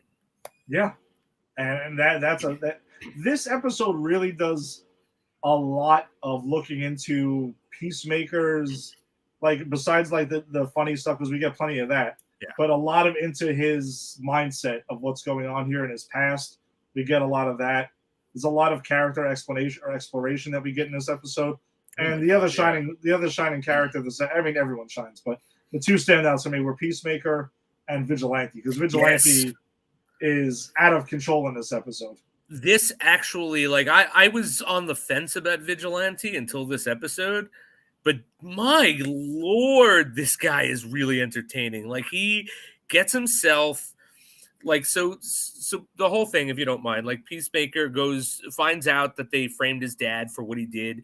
He, of course, insists on going to see his dad in prison, and he wants his dad. He tells his dad, look, I just need you to sit on this for a little while, and once I do what needs to be done with these butterflies, because he says, Dad, you hate illegal aliens. Well, there are real aliens that need to be killed. You know, like he tries to use the racism to get his thing, and his father's like, look, no, I'm no rat, but I'm going to rat the first chance I get is pretty much what he says. Like, you know, I'm going to go tell them exactly what you just told me. And Peacemaker's like, that's the very definition of being a rat. Yeah, he's like, I'm not going to be a rat, but the first chance I get, I'm going to spill the beans on everything. He's like, dude, that's a rat. What the hell are you talking about? And Peacemaker's dad has this thing where he's like, you know, I've never loved you. When you came out of your mother's womb, you were just a piece of flesh I had no feeling for. It was your brother I love. Like, it's vicious. I wanted to cry for Peacemaker in that scene. And so Peacemaker leaves, and Adebayo, that's how you pronounce it, right? Yeah, Adebayo is the one who's like set up there. Yeah. So Adebayo shows up to try to convince him not to go in. She fails.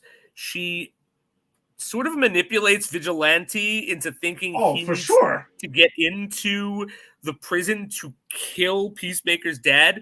So this guy literally like goes into where all of these like security officers in the prison are eating, very laboriously and hysterically lugs this garbage can over to the window, picks it up having trouble, and throws it at the window, and they converge on him and go, all right, hands behind your back, get down. He's like, I'm complying. Just be careful. I have a foot injury. Yes, he goes, I have an injury. Just watch it. It really hurts. I'll lay down. I'll lay down all day. Like, the way he talks like that is priceless. It's hysterical. And you have that when he gets into prison, and you have this really cool, badass montage of him walking through the prison. Yeah. And then, like, he sets his sights on Peacemaker's dad and the rest of the, pretty much white supremacists. And he sits down, and he's being a jerk. And you kind of like, he's like, oh, guys, we should get to know each other. And at first I'm thinking, wow, Vigilante's so bad at this. But then he goes, how do you feel? Let's share your favorite black person who has given the most to our society. And he's there just to needle them, like using their racism. The thing he uses at first is hilarious because he tells them, he's like, I'll start first. Let's talk about rock and roll. Yes. If I forgot what the level of musician he talks about. I think it was like the blues musicians and things like that. They didn't set up this certain thing. We wouldn't have rock and roll and Leonard Skinner and things like that. So, he's picking bands that that they like, and it's eating at them right there. And he's just like, well, otherwise, what would rock music sound like? It would sound like fucking your sister. That's right. And he goes and tells that one guy, like, kind of like, you know what that's about. And then he kicks the shit out of them. And that surprised me because Yeah, me he gets his ass handed to my judo master, but then again, judo master is also that also elevates Judo Master after this scene. It certainly does. But they attack him and he handily destroys the three of them. Yeah. And Peacemaker's dad, I love his response. He's like, "Well, you think I'm going to attack? You're going to make me attack you? It looks like they provoked it. I'm not going to do that. I'm just going to stand here, Yeah, and smart. Very smart. And Vigilante makes him screw up. Yep. Because he says something, I forget exactly what he says, but he pretty much tells him that, he tells him you're a bad dad. That's it, you're a bad dad. Yeah. Which makes, of course, him realize he makes him think Peacemaker's trying to kill him. Yeah. And Vigilante has this great moment at the end when they get him out, when Hardcore picks him up, and he's kind of crying. He's like, I think I made things worse. And I don't know, just to see that range of that character, being kind of awkward but super badass. You get exactly how he can do what he does, and then realizing that he's screwed up in that moment. I don't know, he's kind of MVP for me. Well, no, John Cena is MVP, but he's number 2 because John Cena has some fantastic moments here. Yes, well, one of the moments between the two of them I wanted to talk about. Well, the scene we're talking about, that where between Murr and Peacemaker, that's there. He talks about the double keys, but I think that Murr tells him, he's like, listen, I need a son of a bitch. We're fighting aliens. I need a son of a bitch. And he looks at Vigilante also, and he goes, yes, we're going to need him as well.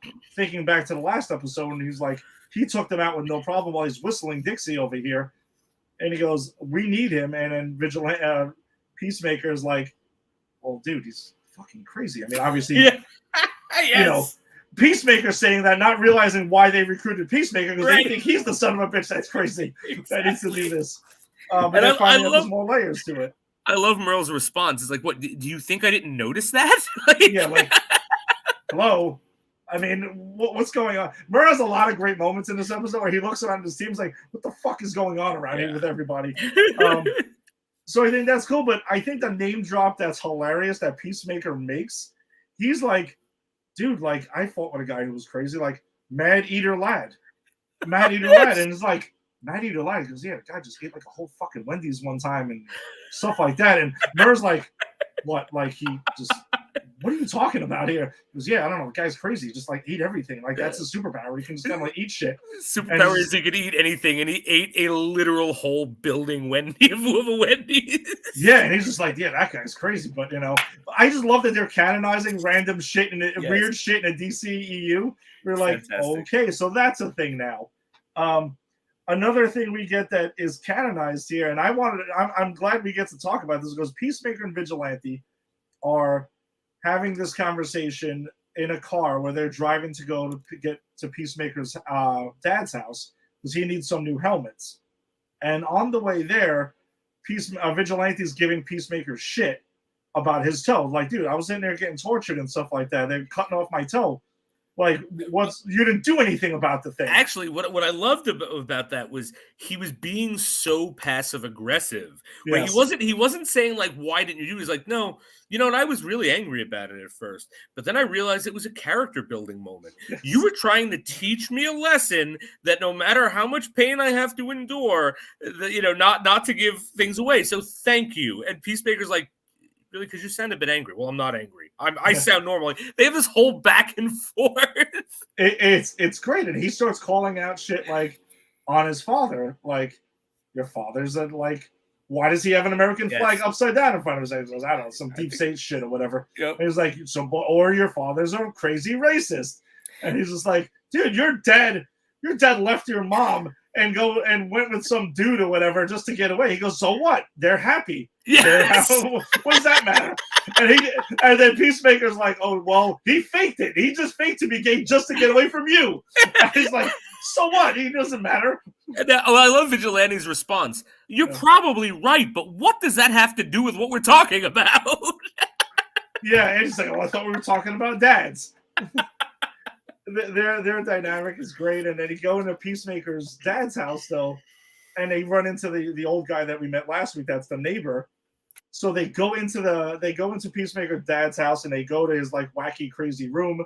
and he decides to steal a bunch of helmets, and well, not steal them. I mean, he takes them because his father was making them for him. He doesn't know his dad's locked up at this point, and Vigilante walks in, and he sees the White Dragon costume, and they have a conversation there about it, and then there's the whole thing about like, he's trying to call Peacemaker by association a racist. Also, he's just like, well, if your dad's the White Dragon and you're working with him, I'm just saying, if it walks like a duck, and he said, what the hell does that mean? Walks like a duck?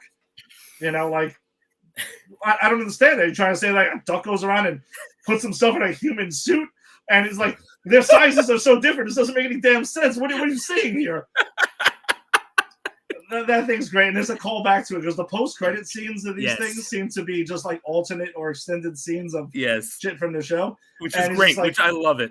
Yeah, they're not like real post-credit scenes like we're accustomed to with the MCU, which I think is a gag on kind of like the MCU in a way. Yeah, for sure. Because James Gunn has worked both, so like he's like, all right, I do the real post-credit scene of my Guardians, and we're just gonna make fun of that in my my Suicide Squad Peacemaker stuff. So. Yeah, they have that. He's like, well, I'm a human, and I'm offended by that because I have a soul. I'm not like a duck. and another great thing with this is they're leaving the house, and they run into the neighbor again, and the neighbor's like, well, do you have a rogues gallery like Batman? Because you say you're a superhero. And then Vigilante's like, oh, no, he doesn't have a rogues gallery, like kind of digging on him, like, yeah, he's a bullshit superhero. And then Peacemaker turns around, though, and he's like, oh, Batman's like a punk or whatever, and this and that. And he's like, well, he has, and then we're canonizing because he has Joker and Riddler and Mad Hatter. Yep. So they exist in the DCU now since they're being referenced. And he goes, well, Batman doesn't kill, which is an interesting thing because we know that the DC Batfleck kills. So that's an interesting dynamic that I'm curious about. But you know what I think is like every incarnation of Batman, even the one we're going to talk about today in the movie, they don't kill indiscriminately. So and Peacemaker kind of not that he does, but I think he is perceived to, because we see him not wanting to kill people, but like his whole thing is I'll kill every man, woman, and child to bring peace. So like, him on paper, he kills indiscriminately. And I think Batman, it is perceived he kills when he has to. Now, again, we can talk about that, and we will talk about that in this movie coming up. But I think that's the difference. It's like, yes, he kills, but when we think Batman, we don't think killer. When we think Peacemaker, we think killer. And I think that's the point they're getting at. And I love his response to that. Like, what, you think that it makes Batman better because he doesn't kill the Joker? He just keeps putting him back in prison so he can escape? Like, I kind of listen to that going, he's got a point. That's why I wanted to get your take on that, because, he pretty much calls him a candy ass, and he's like, well, he doesn't have the balls to do it and kill them, so that's why he keeps locking them up like a pansy, and they keep coming out and they keep killing people and all this other stuff. And he's like, you want to know why I don't have a rogues gallery? Because they're fucking dead. Because I killed them. They're 6 feet under. I was like, dude, that's pretty badass, though. It's badass. I love, like, he gets up in the guy's face, and the guy's like, I'm just making conversation. He's like, oh, well, whatever. And then just walks away. I also wanted to talk about a bayou in this episode, because I'm starting to get the weird vibe that maybe there's more Waller in her than she realizes, or that she's let on, because the way she manipulates Vigilante was very Amanda Waller-like. For sure. And I think, I think that's something that they're purposefully setting up, because we get in the beginning when she's talking with Peacemaker, like they're talking about their fucked up parents, right? Mm-hmm. Like, and they kind of, they don't really say it, but you can see them connecting on that level, and like, you see what he's gone through, and like, hashtag spoilers, we watching a flashback. His dad made him as a kid stab a guy to death. Yep. And actually it does the flag callback and makes you really realize like how horrific and traumatizing it was for Peacemaker in that movie to kill Rick Flag, because he made it very clear he liked Flag and respected him and admired him, and he kills him because Amanda Waller tells him to. But to see him knife a guy who's tied up and his father's making him do it brings something completely different level into it. And we know what Amanda Waller does. We as an audience know her. So to watch Abayu and Peacemaker sort of bond on that. Like, and I think that's what they're going to be exploring. I think the exploration for Peacemaker is going to be how he's not like his dad, because they've been making that clear. He's not racist. Like, if he held racist ideals, it was because of his father, but he is now making the conscious choice to not be that way, right? That's being made clear in the writing. Yeah. But I think we always talk about I always talk about the hero and the shadow archetype, and I think we're going to find that maybe Abayu is in this theme his shadow, in the sense that she's going to realize that she's more like her mother than she thought, while he realizes he's less like his father. That's what I think is going on here. Yeah, no, that's an interesting point. Because it's also too, the other moment with Adebayo here is we also get it where Judo Master breaks out and it kicks the shit out of Economist again. And phenomenal the way he breaks out. I just want to point this out. Chips? I love fucking Judo Master because he's chained and he's and then you just see him you can't see me, but he's just starts doing this. Like, he flips out for about 13 seconds and then Zen, I'm going to get out of this over time. Yeah. And I thought that was such a great character moment, instead of like, and then we don't see how he does it. We don't need to. We know how he does it. He wills it very slowly. And I think that shows so much about this guy's character. So I'm very, very happy he's still with us. But I also love when he breaks out, though, and the next thing we see of him, though, is we see a shot of Economist on the phone telling him, yo, we're fucked. Like, yeah. This dude is loose. He's going to kick all our asses. I mean, then the shot of him, though, in the background is him eating another bag of chips. Oh, I love that. And he kicks the shit out of him again. I love that this, 5 foot, 2, 3, maybe less. Like literal master of judo who kicked the shit out of almost anyone. And his diet consists of constantly eating chips. I love that. It's great. I don't even know where the hell he got them. I don't even give a shit because it's fucking great. Yeah, I'm sure it was he rated the Economist. Look at the Economist definitely has some chips. He's got chips. Yeah, he's got chips. Look, we saw him raiding Peacemaker's fridge in the first episode. The man overeats. Yeah, it's fine. So, but the thing is, though, so Judo Master breaks out and then Peacemaker gets there. And they have this showdown, which is set up perfectly, though, because once a Peacemaker knows that Judo Master broke out, he runs, jumps through the top window, jumps off the roof, and does a fucking superhero landing there, which was on purpose the way he poses there for it. Of course. And then there's a thing that tumbleweed that goes by to set up a showdown, which he even looks at like, oh, this is weird. This is hilarious. And then he walks out and he sees the wind brushing again too. And you're like, okay. And then he finds Judo Master and he's like, rematch, bitch, let's go. And then, because he got his ass kicked by him last episode. And they have this crazy fight. And then as he's, the whole thing with the personal insults I thought was funny because he says something weird about John Cena's body. He's like, with your inflated body. And he's like, well, personal insults, that's kind of. He's like, get over here, you shrimp. That's it.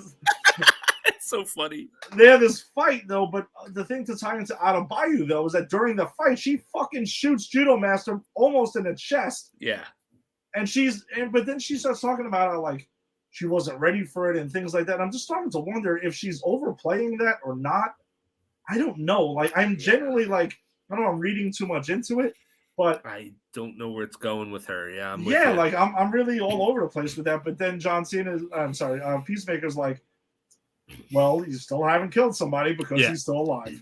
And I love the callback to the last episode on that, right? That Harcourt says to her, "Well, your streak's intact." But I also am hoping at this point that it becomes a running joke that we think Judo Master has been killed at the end, and he just never is. Yeah, that would be pretty funny. And if Adebayo was almost killing people, and she can't kill anybody, no matter what she does. So if any one of those jokes become running jokes, I'm like, that's perfect. But the thing, though, is that he gets shot right before he's telling Peacemaker, butterflies are not what you think. What you think, yeah. Bang. So I'm starting to wonder, was that purposely done because he was about to spill the beans and she knows more than she's letting on? It might be. We find out more at the end of this episode that Murr is a fucking butterfly because he goes into his bowl and has the tongue come down and everything. Yep. So there's a lot of things out there.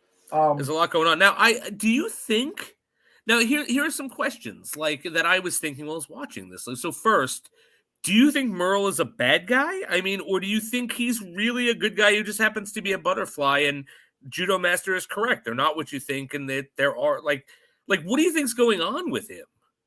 That curveball with Murr was I'm not really sure what to make of him right now. Me neither. Because we know he's a butterfly, but we're being told butterflies are evil, but we don't really know that for sure. We never seen them do anything nefarious or evil whatsoever. So that's where I'm thinking maybe that's being portrayed differently.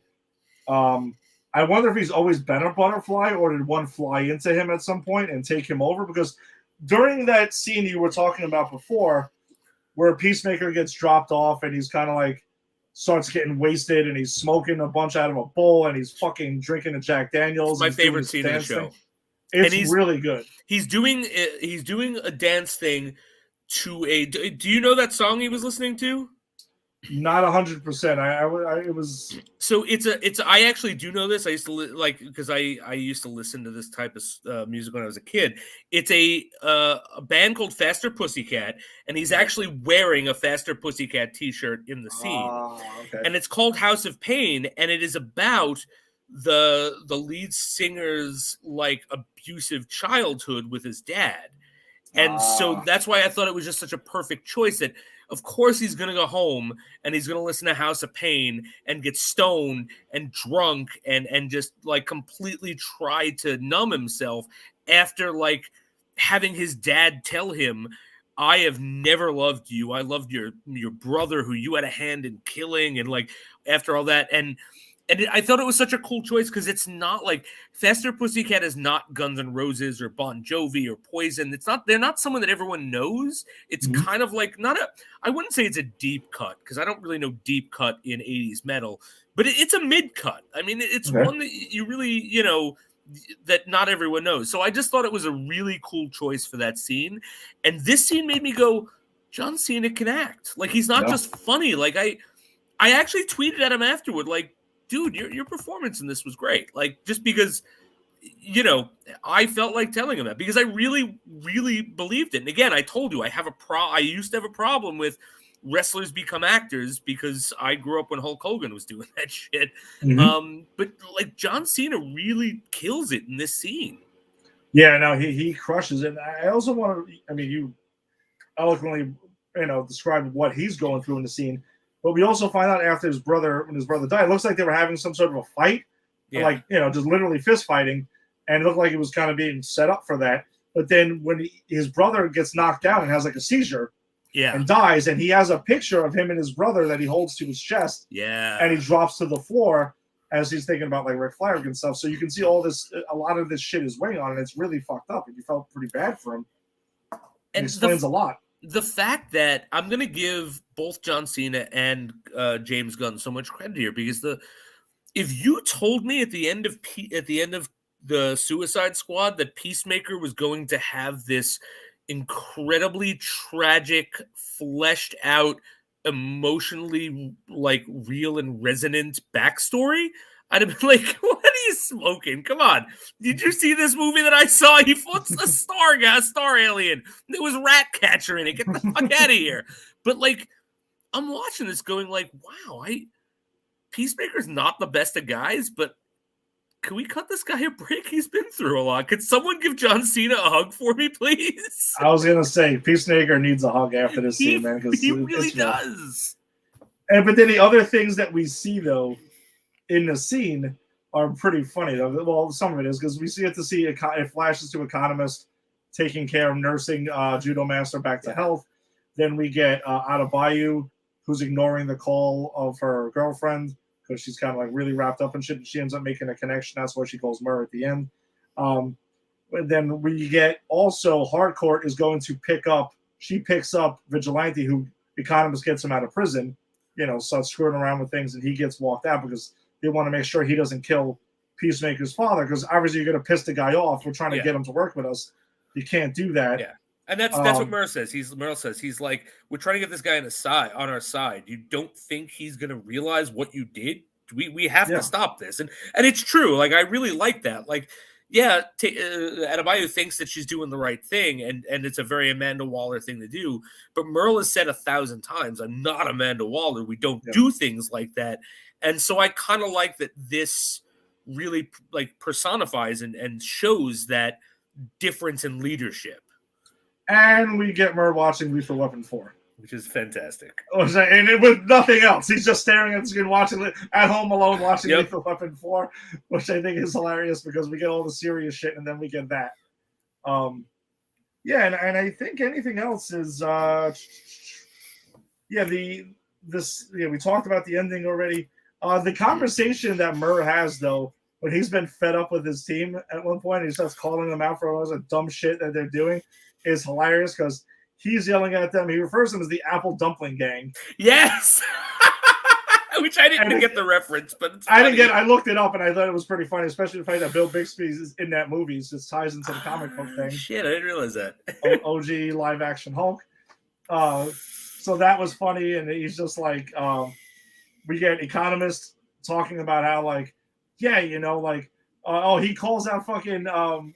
He's like, what is it? Oh, because the Economist is getting shit for framing Peacemaker's dad. Yeah. And being called a dumbass for it, essentially.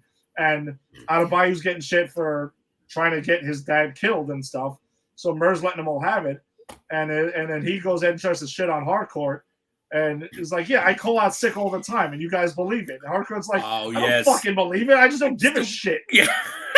I love that. Dude, that line spoke to me so much.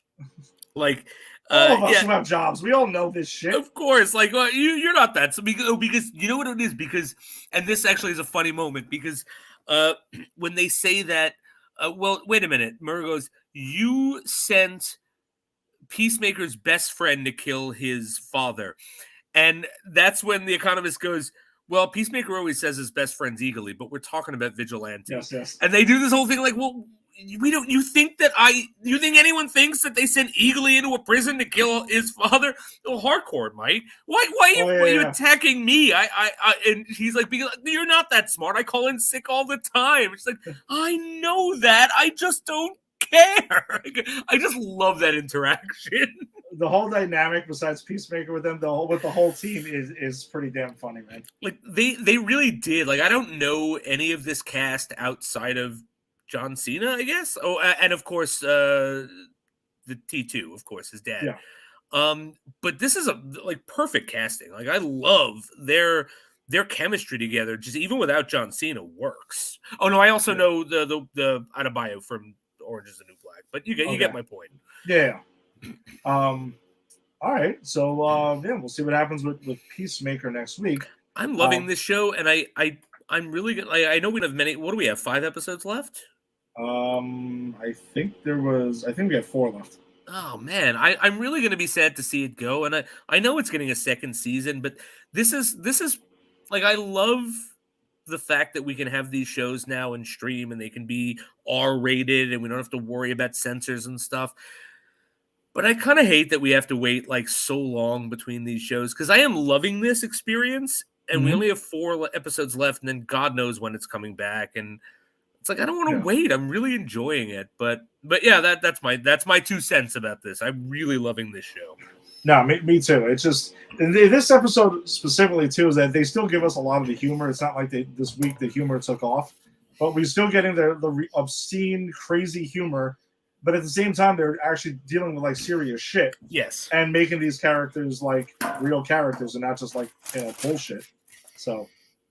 All right, and then let's get to our movie of the week. We're continuing our Batman rewatch and revisit through the theatrical Batman run, and that has brought us to Batman Returns, Tim Burton's second Batman film. And I have a question for you before we start this. Yes. You don't really think you'll win, do you? Things change. Sorry, I've been just waiting for the moment to do that.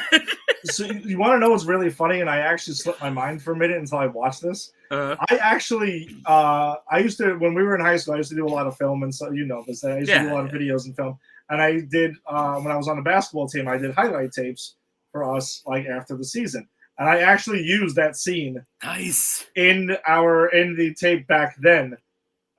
Because again, like we started off, the team wasn't very good, and then we flipped shit around, and then we started doing really good at the last 2 years. So that's why I thought that was a really, really cool moment and a random scene that popped in my head one day while I was editing, and I'm like, yeah, I need to use that. Phenomenal. And I totally forgot about it. I brought in my VHS of Batman Returns because I did own it and brought it in and had to go ahead and use that. So that scene harkens back like a lot of pretty fun memories for me. That's awesome. Yeah, so we're at Batman Returns. Like I said, Tim Burton's second outing in the in Batman, and a film that I, as a child, didn't really care for that much. There was a lot of things that turned me off to it, but I think I enjoyed it more this time around. As an adult, I did find more things to like about it. It wasn't as my dings weren't as simplistic as before. So I will say there was a step up for it. Nice. Okay. Yeah. It wasn't like torture watching it or anything like that. Like I watched it, I'm like, all right, cool. We get more Keaton Batman. I'm down with that. But I think one of my issues about this film that jumps off right off the bat for me, and I know no pun intended, but we talked about that, was why the fuck are Penguin and Catwoman metahumans in this movie? Yeah, no, I mean, you're going to start off with a question that makes me start off talking negatively about this movie, but okay, fair enough. Here's the reason, all right, because I did some research. Okay. The reason is because Tim Burton did not want to do this movie, and the studio, because Batman 89 success was so big, the studio wanted to come back. The studio said, we will give you control to make this not a big. And Tim Burton's thing was, it's not that he didn't want to do another Batman movie. He doesn't like to do the same thing twice. And I think if you watch his movies, love him or hate him, you can see his movies are all, it's a different experience every time. Whether it's good or it's bad, it's different. It's not like his others. And so they said to him, we will let you make this more of a Tim Burton movie than a Batman movie.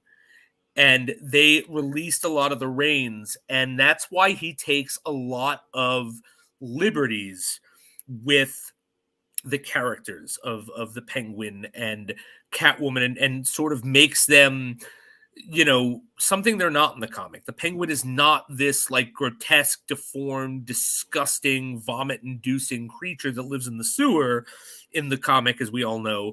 And Catwoman does not have 9 lives. Like, it just, and I think what Tim Burton is trying to do in this movie is really explore the themes of the division of human and animal, which I think he does in all 4 of the main characters, like Batman, Selina Kyle, Oswald Cobblepot, and Max Schreck. I think he is playing with that of like the animalistic versus the human, and which really is better and which is worse.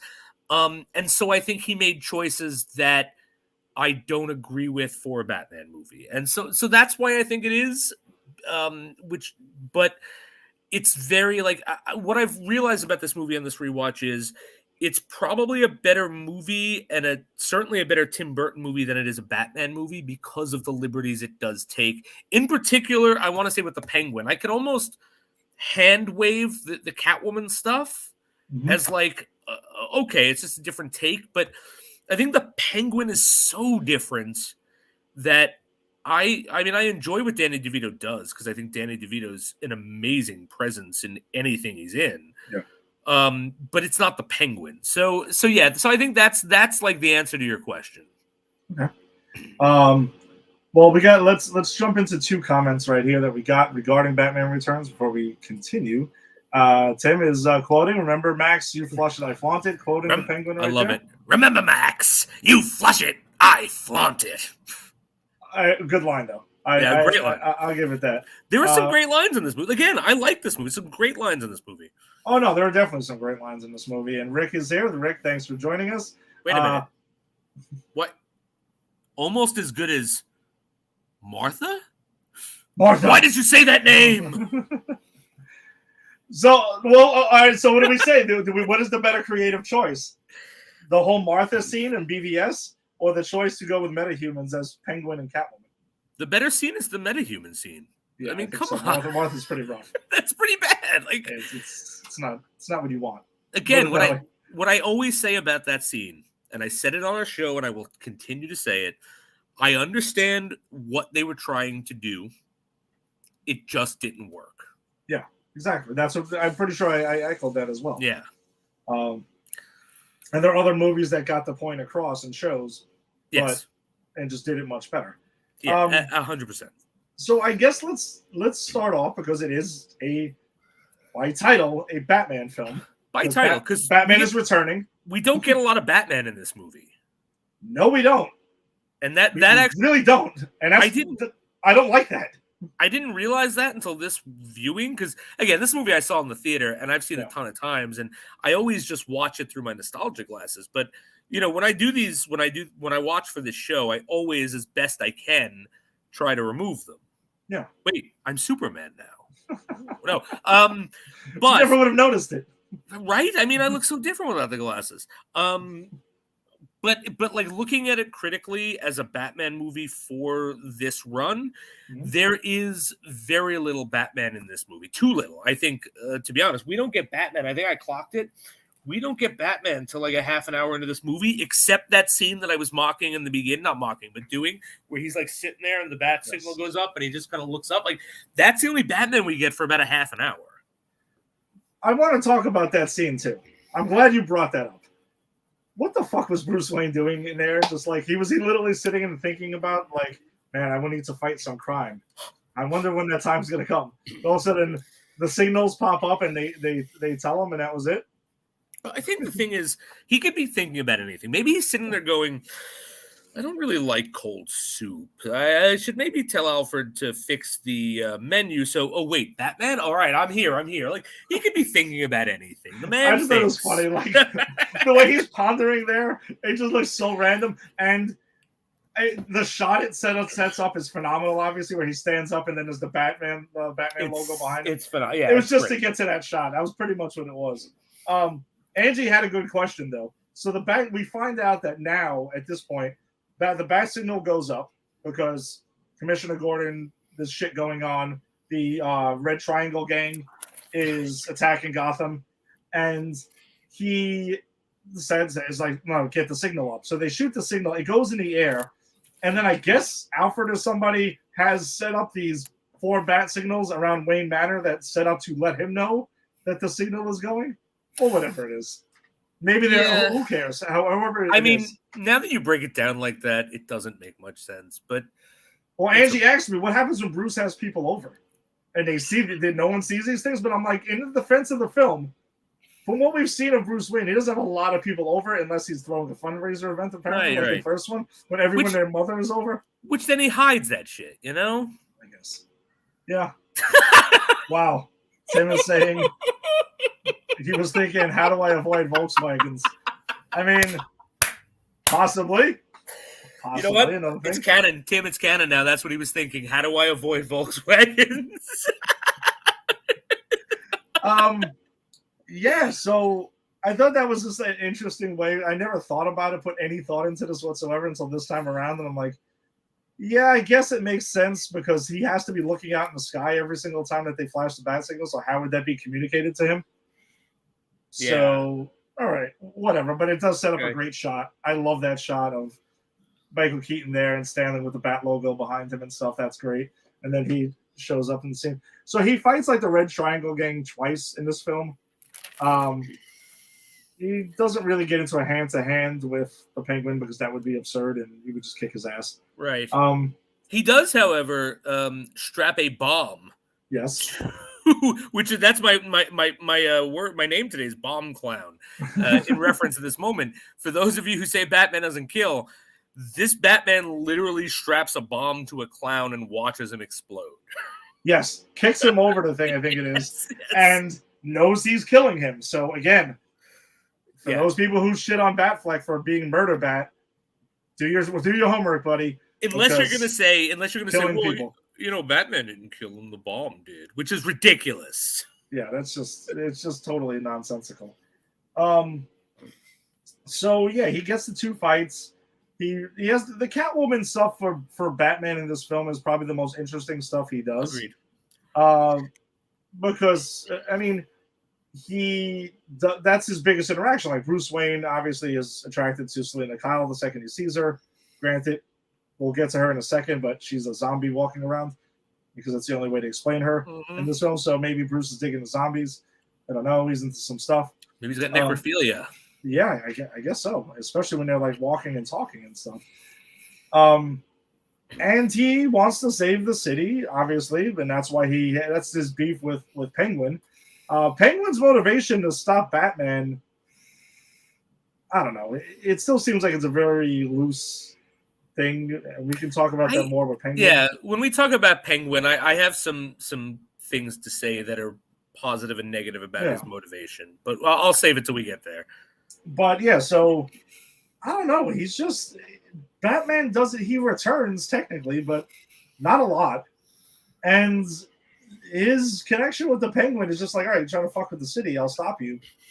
And Bruce Wayne's thing is to stop Max Schreck from building a power plant because Max Schreck wants to build this power plant that'll have energy for the city forever. And Bruce is like, no, we don't need that shit. We're good. Bruce, you surprise me. You can never have too much power. That's really good. Thank you. Like that actually, I don't know if I said this on the show, but this movie, when I was a kid, is what made me start working on my Chris Walken impression. And that was the very first line. I would sit in my room by myself practicing that room in the Chris Walken impression. And it was terrible when I was in grade school, of course, or junior high school. But now it's paid off. Now, decades later, I was able to unveil it here. I can die happy now. It is very good. I gotta say that was actually pretty damn good, dude. Thank you. I appreciate that. So that's kind of what Batman, and that's part of my problem is that this is Batman returning, but not very much. I kind of always been one of my knocks on this film. That hasn't changed. That's my biggest thing of this movie is there's not enough Batman. I guess I never realized it watching it when I was a kid because I was just so excited to be back in this Batman world. And it is a beautiful movie to look at. Like, yes. Love or hate Tim Burton, his movies are beautiful to look at very often. Yeah. Because he is a good technical director. But yeah, there's not a lot of Batman. I think they're trying to do, again, they're trying to do this whole like human versus animal instinct. I think the Penguin is supposed to be like the animal version of Batman, right? Because he is the rich son of socialites who was cast away. And, so I think that's why we get more Bruce Wayne than we get Batman for sure. With Selena Kyle and stuff. But yeah, I think that's a big thing for me in this movie is there's just not enough Batman. Like there needed to be more. And I think, again, this goes into what I was saying a couple weeks ago that, it's really hard to make a movie where you have so many major focused characters. This movie has 4 major characters, which is like ridiculously big for a 2-hour movie. Yeah, and I think that's one of the things that the movie does suffer from is that we get 3 villains, really. Yeah. Or 2.5 if you want to count. No. Catwoman being whatever she's doing. Yeah. All right, Catwoman is a half a villain because she sometimes helps. I thought you were going to shortchange Max Schreck. And no. We talked about this before. Yeah. Max Schreck is the villain of this film. He is absolutely, like, without Max Schreck, none of this other stuff happens. Yeah, you're right. He makes everything go in this film. Which, again, is why I think this movie is really sort of exploring also, like, what is big business the villain, right? Is our animal instinct to hoard money and hoard power, is that really overrides everything in sort of human villainy and sort of overshadows the animalistic. So I don't know. Again, I think it's a theme that he's working with that I think, works and doesn't. But anyway, I'm sorry. Went on a tangent. No. All good, man. Well, apparently we got somebody who was commenting here who jumped in who wants to talk some Batman Returns with us. Tim has arrived with his cheese head. What's up, guys? What's up, dude? What's going on? Sorry, I was out and trying to comment at the same time. Oh, all good. I thought you guys were doing Forever today. That's why I was going to try to hurry back. I wanted to be a Forever apologist, like your friend there. No, that's episode 50 is when we're doing Batman Forever. Not that we wanted it like that, but it happened. All the celebratory episodes to do. But you and Ginny will be our apologists next week. Yeah. I'm not looking forward to that one, guys. I would rather watch that than this one. You're out of your mind. You're out of your mind. It's boring. Out of your mind. It's boring. It's so boring, this movie. I don't think it's boring. They should have just called it Penguin. Because Batman's nowhere to be seen in this movie. Why did they make the Penguin an actual penguin and the Catwoman an actual cat? That's what we were just talking about, yeah. I think this movie's actually pretty dumb. And there's no Batman, like you said. There's he's at 20 minutes. I probably wanted to count his runtime, his screen time in this movie, but I didn't. But yeah, that's literally what we were just talking about. Is the choice to make Penguin and Catwoman metahumans in this film. Where Jason was explaining why he believes that was the case. I think it's weird that they did that. We're going to talk about those characters next. And there's just not a lot of Batman, and that's my knock on the film. I can't say I was bored though. I wasn't bored watching this again. And I'll reserve the which is better for next week because I haven't watched Forever in that's probably the one of these four that I've seen the least is Forever. Same here. I've seen it once in the theater. Hated it so much, never went back. Yeah, I've seen it maybe twice, I think. Whoa. I'm not saying which is a better movie. No, well, I mean, I'm just saying if I'm going to watch one of these, I'm watching Forever. Strictly because I am a huge Jim Carrey fan. That's the only reason. I mean, don't get me wrong. I would stare at Michelle Pfeiffer all day if I could in this movie. But I don't know. Yeah, I couldn't get on board with this one. Or Christopher Walken is entertaining in the film. Yes, but even then, it's too much. The movie's called Batman Returns, not Christopher Walken steals a movie. Christopher Walken's son is the worst actor in the history of Hollywood. Look, I'm actually going to defend. Oh, hold on! His son, who was in the program as well. Yes, program and all. Yeah, he's a horrible actor. He's really bad in this because he's doing like a weird Christopher Walken impression. And that's why I was going to defend him because he's not great, but I'm going to defend him for trying something, even if it failed. He was trying to do a Christopher Walken impression. He was trying to be Christopher Walken's son. You got to give him credit for that. Which I didn't catch on to until this viewing, actually. I never even paid attention to him, but I'm like, holy shit, he's speaking and trying to do the mannerisms of Christopher Walken because that's his father in this film. So I was like, okay. No, he's not good in it. I don't think he is, but Tim, you surprise me. I said it's too much. It's not enough. It's when you make a sequel to one of the highest grossing movies of all time at the time, and this movie that was so popular, you got to up the ante. You got to give us more Batman, not less Batman. Yeah, that's a knock that, like I said, I've had on this because I used to call this Batman Returns ... sort of. Now, maybe. I also did for a few minutes. Yeah.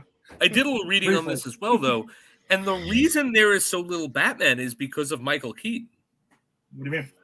So Michael Keaton apparently went through the script and said Batman wouldn't say this. He would just, they gave Batman a lot of lines. Okay. And he went through and when he wouldn't say all this, save this part, and that's what he says, everything else cut. So he actually went through the script and cut himself out of certain things because he felt that Batman wouldn't do that, Batman wouldn't say that.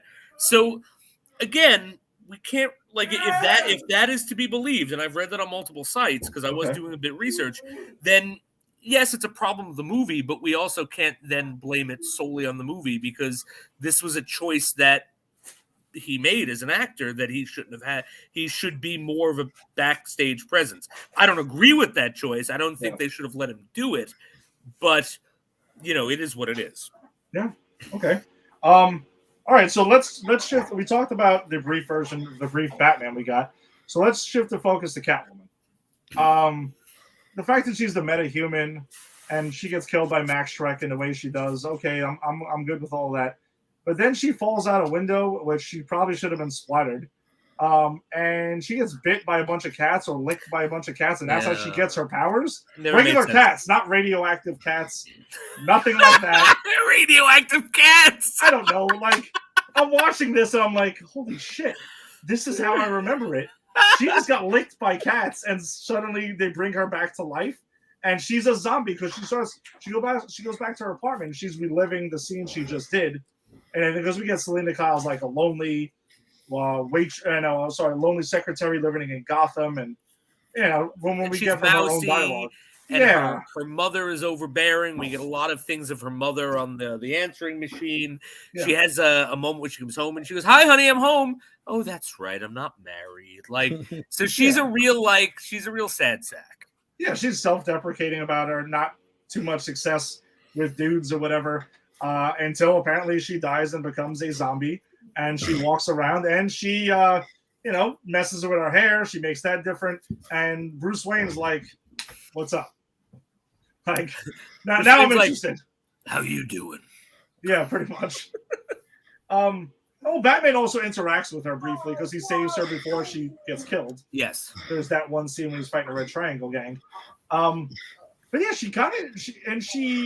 one of my biggest problems with Catwoman in this movie, though, is her beef with Batman. She, is going to Shrek's store, right? And fucking shit up. She takes out these two guards, and we get it. She has a problem with Shrek because Shrek just killed her.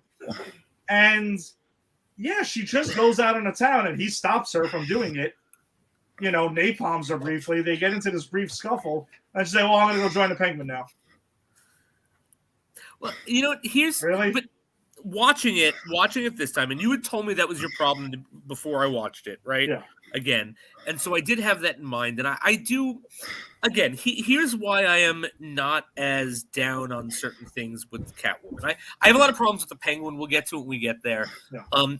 So Catwoman, I hated the fact that she's a metahuman and cats lick her and she comes back to life. That made never, even as a kid, I was like, hand wave. That makes no sense to me. But I do think what Tim Burton is trying to do, because again, this is, as I said, he shot this more of a Tim Burton movie than a Batman movie. I think he's trying to explore how she deals with her trauma post being murdered. And Max Schreck is her employee. He's a rich guy. She trusts him, and he murders her. And now she's woken up in this world where everything is different. Everything is scary. She literally becomes like a BDSM freaking goddess, right? And goes out and learns how to whip. And I don't think I don't think she is being rational. I don't think the character's being rational. She's kind of just going out there and exploring herself, and Batman attacks her, and she goes, "Well, fuck that guy. I'm going to join this other guy who wants to hurt him because he hurt me." And then the Penguin hurts her, and she says, "Well, fuck this guy." I don't think no one has a plan in this movie except for Max Schreck. And I think that's the point.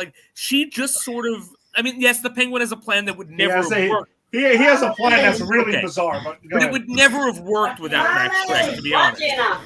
But Catwoman just kind of rolls with the punches and makes choices based on the fact that she is traumatized and scared and not sure what's going on. So yeah, not everything she does makes sense, but I think that's intentional.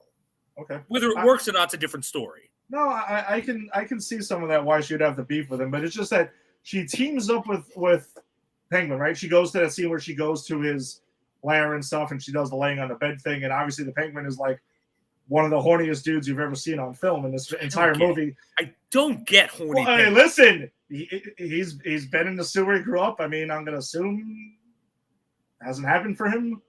No, he's had sex. The Penguin's had sex with other creatures. He's had sex. Oh my god, you're probably right, and I didn't really think about it, but I don't want to think about it. I'm gonna push through that part because you just fucked me up, man. You're probably right, but he hasn't had sex with a human woman. We'll just put. I'll be very specific about it then. Because he's talking to the people that are at the two girls that are violent. I guess they're working at the campaign and stuff. And when he sees Catwoman and stuff like that. So, but she's yeah, listen, I'm gonna let's do this. I'm down for this plan. she does nothing with the plan. Penguin has this entire elaborate plan, which she does zero to do with. So that's like Jason. I'm gonna go. Let's do a show together, but I'm never gonna be there. But I'm gonna watch it. I'm like, come on, man. Like, what the fuck is that? That's where it falls apart for me with Catwoman. Dude, her stuff with Bruce is great. Yes. The interactions with Batman are great. Anything to do with Penguin seems to be the problem in this movie. I agree, because her stuff with Shrek is great too. Like, I think this movie's a better movie if you just take the Penguin out. Yeah, which is crazy that we think about it. It's true. Like, he's the problem of it. And I love Danny DeVito. That's the sin, is I think Danny DeVito's giving a great acting performance. Yes. It's just that his part in the story doesn't work. Yes, exactly. Did you, by the way, there was something that I caught this time around. Again, this is the first time watching this movie as an adult that totally went over my head as a kid. The scene where Bruce and Selena Kyle meet up at the party that they're at, Shrek's party, and she goes ahead and is like something about like no hard feelings, and she's like, well, semi-hard feelings, and you can see where her hand is around, yes. And I'm like, wow, this went over my head as a kid completely. Did you guys catch this in the beginning without the only one late to the, no, right? No. You can tell what they're going for there. Yeah, I was like, holy shit, they actually went there. I thought that was something. Tim, what did you think of Catwoman in this movie? Yeah, I know you're critical of it too. Well, I thought she was the bright spot in this one. I like Michelle Pfeiffer's performance as Selena and as Catwoman. I mean, you can't beat that outfit. Ain't gonna be done.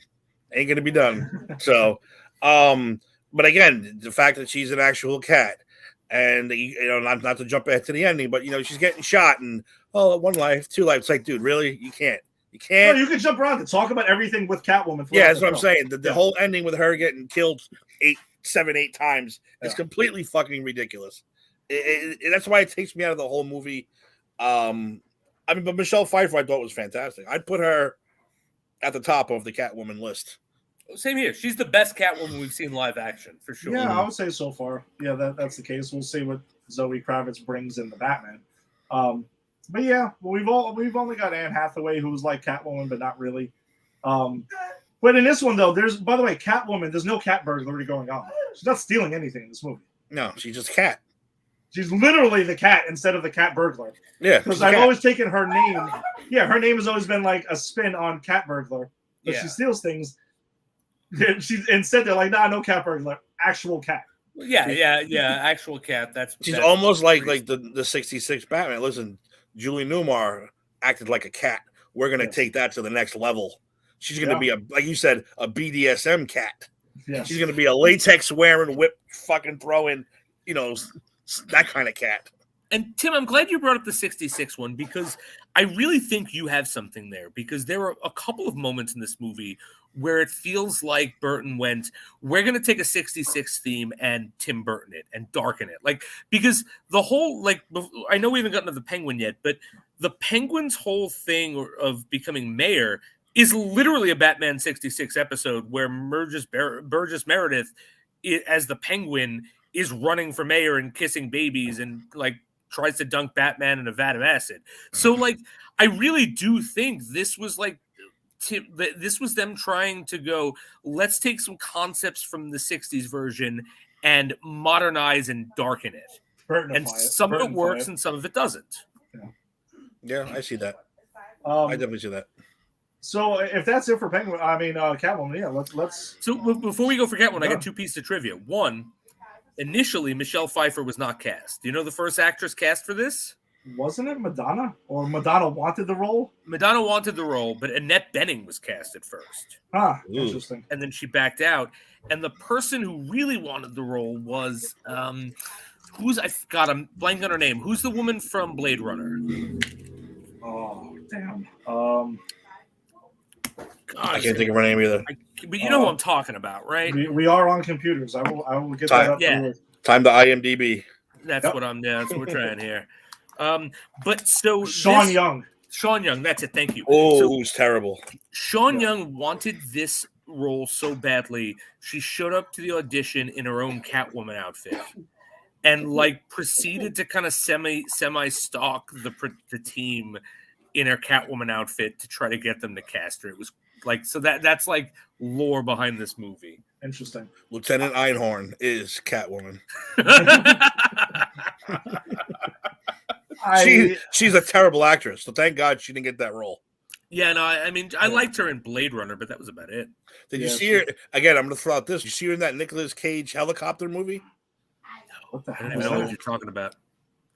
Forget I said it. Don't mention it ever again. Let's just bury it and move on. What's the title of it? You're gonna make me think of it now. He's and he's definitely Nicolas Cage in that movie. He's a helicopter pilot, and it's you know what it is? It's a helicopter Top Gun. They go to like a special program, and she's the love interest and the pilot. I'm gonna look this up later. Dude, I have to know what this is. Terrible. I'm not saying I'm gonna watch it, but I'm gonna say I'm gonna look it up. And I saw it in the theater because you secretly love Nicolas Cage. Just tell us. I admit it here. I admit it. Look, I love Nicolas Cage too, because you never know if it's going to be a great performance, because he can give great performances, or a batshit Nicolas Cage performance, which is terrible, but still you can't tear your eyes away. This movie, whatever the hell. Fair. That's a fair point, Jason. I forget what it was called, but it definitely has a Nicolas Cage moment where he's in a simulator. And he's just flying like a simulator, like that. And he starts going, I screaming while he's shooting down fake helicopter. You know what? I'm gonna find that scene and post it on your page, on the Granny's PC page. Thank you. We appreciate that. And then I'll apologize for doing that afterwards. Yeah, I know I read that Madonna was like obsessed with what she wanted to be Catwoman at this time, and I'm just like, I know. Yeah, we end up getting her. Was Dick Tracy before or after Batman Returns? After. Right? I think Dick Tracy was her debut, right? Maybe. Yeah. Well, it was more like her. Like, you can't be Catwoman, but we'll give you this kind of. Yeah. You can be this role. Which I actually really like Madonna in Dick Tracy. I actually think Madonna's a good actress. I think Dick Tracy's underrated. I do too. I think it's ahead of its time, that movie. I do too. It's a great movie. Yeah. Tim, we're gonna do it soon. You should come on. We're gonna cover it. I think it's highly underrated. I think it's just like that, ahead of its time, and people didn't get it. Right? That's a great cast and a great movie. I've always enjoyed it. All right, so let's shift the focus to Penguin then. Like we said, Danny DeVito's performance for what he's given, he's all in, and I think I give him props for that. He's amazing. He's really good in what they want him to be. It's just what they want him to be is my problem. So Tim, I know you mentioned it, and if we're going to talk about Penguin, we got to start off with who his parents are.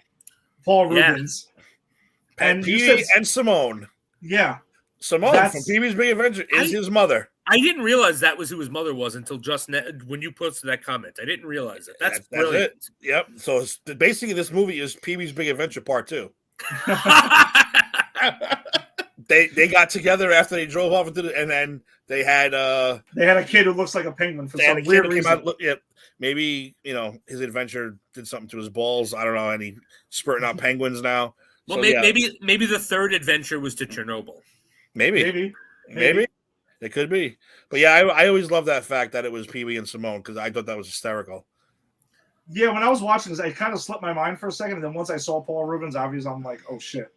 That's right. He was in this movie. Tim Burton got him another cool cameo, which I thought was cool. Even that, though, I remember seeing it in the theater, and I said, is that fucking Pee-wee Herman? Like, you didn't expect it. I'm going, and I think, who was I with? I was with my aunt, and she was like, that wasn't Pee-wee Herman. I was like, that was fucking Pee-wee Herman with glasses on. They're like, no, you're wrong. I mean, now I got to say for the credits, because I'll tell you, it's like goddamn Pee-wee Herman.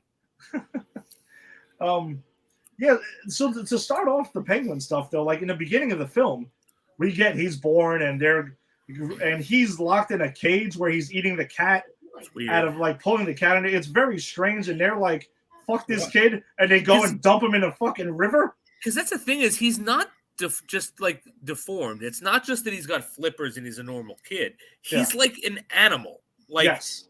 And it's very weird. And again, I think it goes into what I was saying before, the theme of animal versus human, right? Or animal instinct versus our human instinct. But it's just so goddamn weird that you got this flippered baby, right? This flippered baby in a cage eating a cat. It's like, I don't think I can actually blame his. Like, all right, no, I can never not blame parents who dump any child into the fucking river to die. But like, I don't know what I would do if my child was a feral flipper child like animal either. Like, I mean, I would still raise him, but like, well, I would tell you what you would do first, and I think both of you guys are fathers, and I would question it too. Is this my damn child? Let's take him to Maury and let's find out, are you the father? Did you have sex with a penguin? Is that what happened? Yep. What the fuck is going on here? Pee Wee Herman, we have done the test, and it seems you are not the father. And then he's like, yeah! The word of the day is no alimony. Wow, that took a turn I didn't see coming. Yeah. And you brought us there, by the way. I'm telling you right now, it was not in my notes, and it wasn't like we have to go there. I promise you, it just kind of came off the cuff. I remember now too. That's an actual. That's where it gets a little off the wagon. There are kids born with flippers. Oh yeah, for sure, but they're not. But why? Yeah, but wait. But why? Plus, penguins don't eat cats. Why is he eating a cat? Good point. And that's the first scene of the movie. Is that much of an animal that he has to eat a cat? And, Yeah, second of all, how old was this kid when they dumped him? You can't tell me a 1-month-old was eating a cat stealing a cat out of a cage. They put him in a cage. They literally put him in a cage with a drape over it, like right off the bat. I mean, just based on an actual children, he wouldn't be able to do that until he was after at least 1 year old. So they kept him around until he was 1, and then for sure. Ass. I said it's a whole weird. It's a whole weird thing. I don't know. They made it too weird. And that's the thing. That's the first scene we get of this entire film, and it sets the tone for the rest of it moving forward. And I think what they were going for was foreshadowing. Again, I don't think this works, but I think in that scene they foreshadowed two things. One, his enmity between him and Catwoman, right? He's trying to kill the cat, eat the cat. Okay, whatever. Birds, cats, right? Yeah, he definitely is. Oh, he's trying to eat that pussy, if you know what I mean. Yes, the whole movie. But there's also a moment like on his cage is a rubber duck that looks just like the duck he rides into Gotham at the end. Yes. So I think this is a case of foreshadowing that just doesn't work because it doesn't make sense. Exactly. No, that's a fair point. That's right on the money because that's what it seems like they're going for. So we get a penguin there whose master plan, which we find out eventually, is to kill all the firstborn of Gotham, of all like the rich people, and that's the same. But we don't find it out because for a while he's just kind of like the settings of the ugly penguin man in the sewer and stuff, and that's like a thing. And then he finally comes out and he tries to spin himself as this hero instead. And then Max Schreck sees his popularity, wants to push him for this run for mayor because people will like him. Which that part doesn't make sense either. And they try to talk that into making sense of like, oh, we already have a mayor. And then Max Schreck is like, well, if that guy happens to get impeached or something, we're going to need somebody. We know that's not how it works. You can't just run for mayor at any time just because you feel like it, and you'll become the mayor just in case something happens to the current mayor. That was just really dumb. Yeah. In my opinion, the way that goes. And it's technically December because it's Christmas. Yes. So they have their primaries. We're going to elect a new mayor in December. Why? Because everyone likes this guy. Yeah. I think they did. I think they did set that up though. They did say that because the Penguin says, "Wait, it's not election season." And I think they do a recall. They do like a no faith recall or something of the mayor because of the many. And again, this doesn't make sense. This wouldn't happen in real life, but the many attacks of the Red Triangle Gang calls into question the mayor's ability to lead, which allows them to sort of call a recount of no confidence. So I think they do attempt to make it make sense, but I just don't think it works. Exactly. That's what I'm saying. They try to talk their way to make it make sense, but you're like, no. Because they also don't really do anything to the mayor either.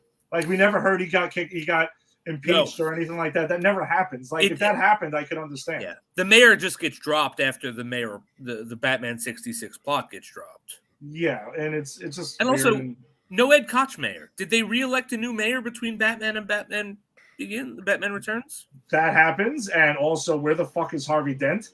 He vanishes out of nowhere. What happened to Knox? Yeah, that's true. Gone. They explain what happened to Vicky Vale in that brief conversation he has with Selena Kyle. All right, so whatever, fine. They broke up. She also, we learned in the first movie, she was temporarily there and that's it. So that's fine. But characters just started disappearing out of nowhere, except for Commissioner Gordon, who's barely in this movie at all. He is. Because you brought up Vicky Vale, I want to clear Alfred's name here because this is really unfair. Oh, he gets shit for it in this movie. He does get shit for it in this movie because he goes, well, security. And this comes out of nowhere, by the way. Bruce just sort of snipes at him like, oh, security. You mentioned the word security. I'm not the one who let Vicky Vale into the Batcave. It's like, dude, I just watched Batman 89. You went over to her house to tell her you were Batman. Don't blame this shit on Alfred. Your dad, Alfred, was just trying to hook you up because you were too much of a pussy to do what needed to be done. Don't shit on Alfred. Wham! Well, we also get Bruce does have the system now. He goes into this thing and there's a secret entrance to the Batcave, so you up the security. That's right, because Vicky Vale doesn't want her coming in again. No, and there's like spikes that come out and shit. It's crazy. But with Penguin stuff though, so he lives in this like zoo. His base of operations is this zoo that has a lot of space under it. No one would have seen this coming at all. And who's inventing all these penguin gadgets for him throughout the whole film? Like the umbrellas, the big duck that has the accordion thing that goes on, and there's the Red Triangle gang.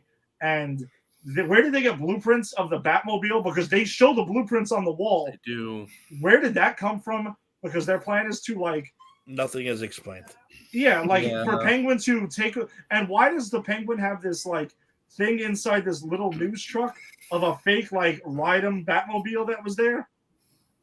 It's made of like a mini. Like you took the time. Someone took the time to build that. Yes.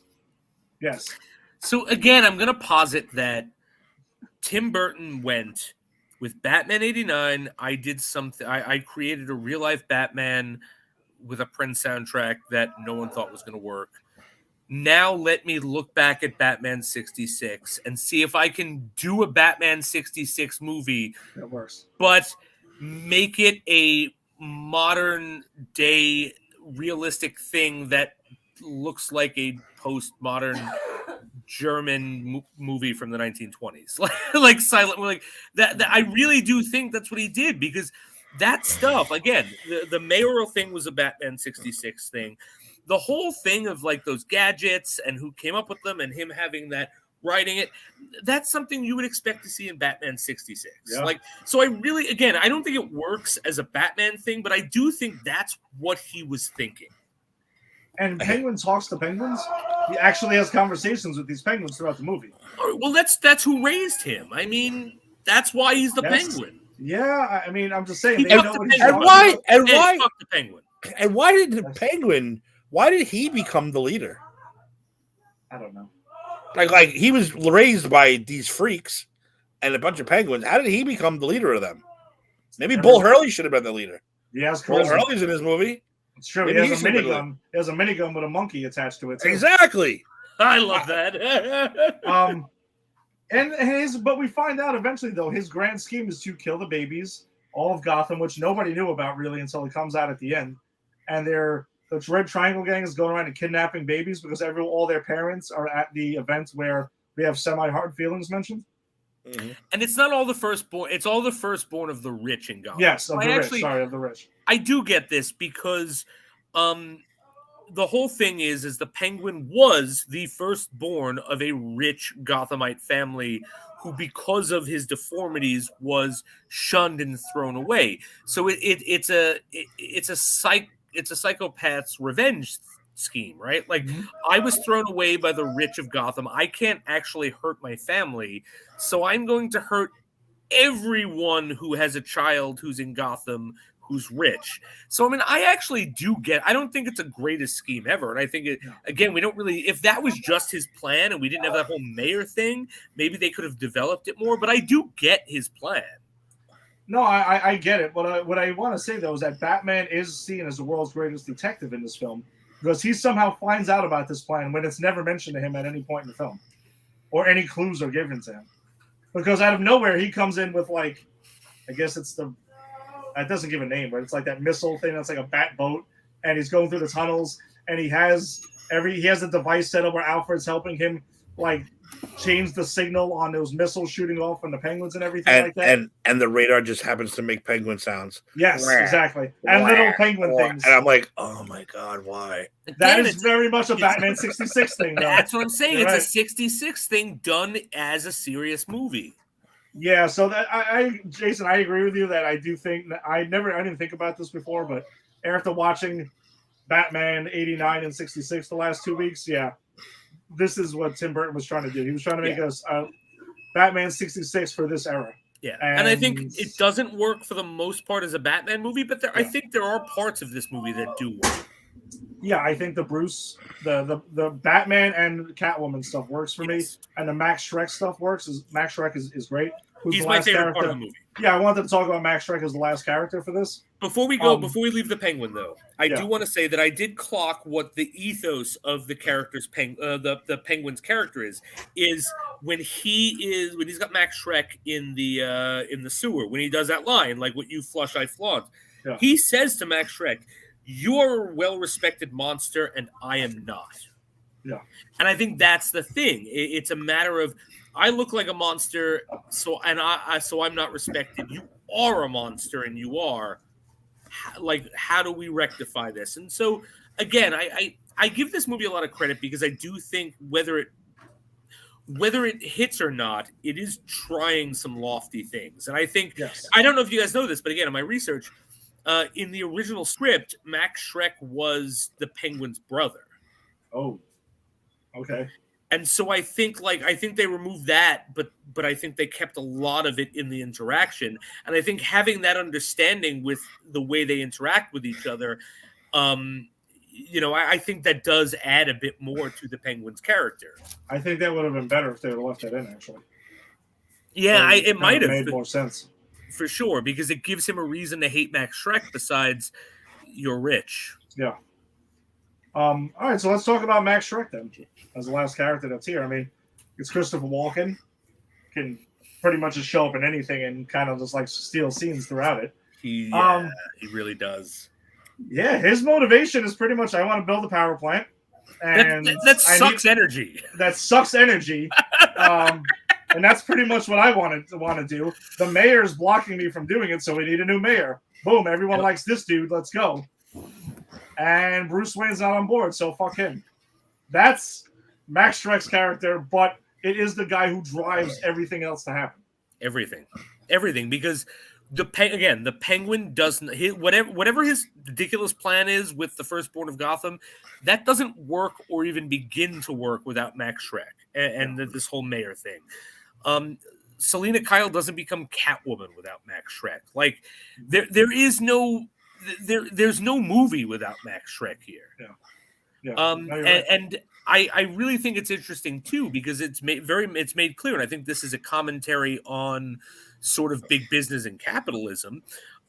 Max Schreck is, I think, more of an imposing rich figure than Bruce Wayne is in this movie. Like, he's got Shrek's department store and Shrek Tower, and he literally is everywhere in Gotham, right? And I think there might have even been some sort of mention about him buying up most of Gotham or whatever. Like, so, I think this movie is really trying to make a statement. It's just not landing where it should. It misses the mark pretty much. Tim, you got anything about Max Schreck though before we wrap this thing up? But like you said, the movie's not called Max Schreck. I don't want the movie to revolve around him and him being the catalyst for everything that happens in this movie. But Christopher Walken is Christopher Walken, and I think he steals it. But again, I don't want him to steal it. It's called Batman. Yeah, it's like, I know. But again, I can't take nothing away from him because he's always, the guy can fucking read the back of a loaf of bread and make it sound good. Oh, he's fantastic. So, it doesn't matter. But yeah, I mean, that's just my feelings on it. I said I don't not that I don't like his performance. It's just it's too much. It's too much. It's overwhelming. It's over. Yeah, exactly. Then you get the stupid kid in there, and forget it. I can't do it. And I guess the last thing we can talk about though while we wrap this up though is it's a question that has been out there: is Batman Returns a Christmas movie? Yes, 100%. Yeah, I would. If Die Hard's a Christmas movie, this is a Christmas movie. in that comparison, I think Die Hard is still more tied to actual Christmas than this movie is. But I will say this is a Christmas movie. Are there any Christmas one-liners in the movie? They're buying Christmas gifts.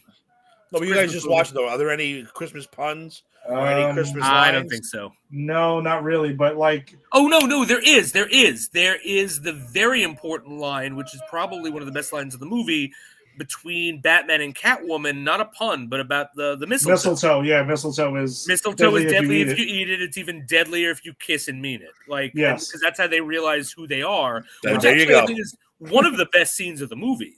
And that's all you need. Now it's a Christmas movie. When they're about to fight and they say that, when they're dancing and they say that, and then they hold each other tightly because they're like, okay, now I'm scared and I don't want this other person. And Selena Kyle, and again, because she is not really the Catwoman we know, she's someone who's really addled with trauma, goes, well, what happens? Do we have to fight now? Like, I think that is probably my favorite scene in this movie. That's the best scene in the movie. Yeah. There's something about Michael Keaton reveal that makes such a great, like Spider-Man, the reveal when he opens the door, fucking outstanding. This is that scene. Yeah, when they reveal who they know who each other are, and they just pull each other close, and they're like, oh shit, like exactly, like, what do we do? Like, what do we do? No, that is, but that ties back to for me, all the Batman, Catwoman stuff works really well. Max Schreck works really well. Penguin is where my issues are. And his storylines, but I'll agree. This is a Christmas movie. I got a Christmas feel while watching the movie. Like, it's very different because I always felt like the first Batman was probably like in the summertime, I guess. Just basically. And Penguin, he delivers presents. There's a giant tree.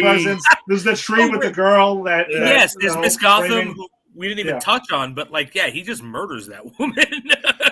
With the Batarang. The remote control Batarang that Batman uses earlier, and the dog catches it somehow. That was weird also. And that woman in the Red Triangle Gang is just weird because she doesn't really say anything until the end when she's doing a play-by-play for them in that weird booth, and then the lights just turn out and she vanishes. And I didn't like I know we talked about it last week. We could talk about it the same way too.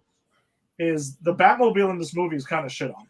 It gets like destroyed pretty easily, just like the Batwing in the first one. The fact the fact that they're able to very easily hack into the Batmobile and take it over, it is stupid. I mean, look, I always appreciate the Penguin line. I played this city like a hop from hell. Because it's Danny DeVito delivering like just such a very great Batman 66 line.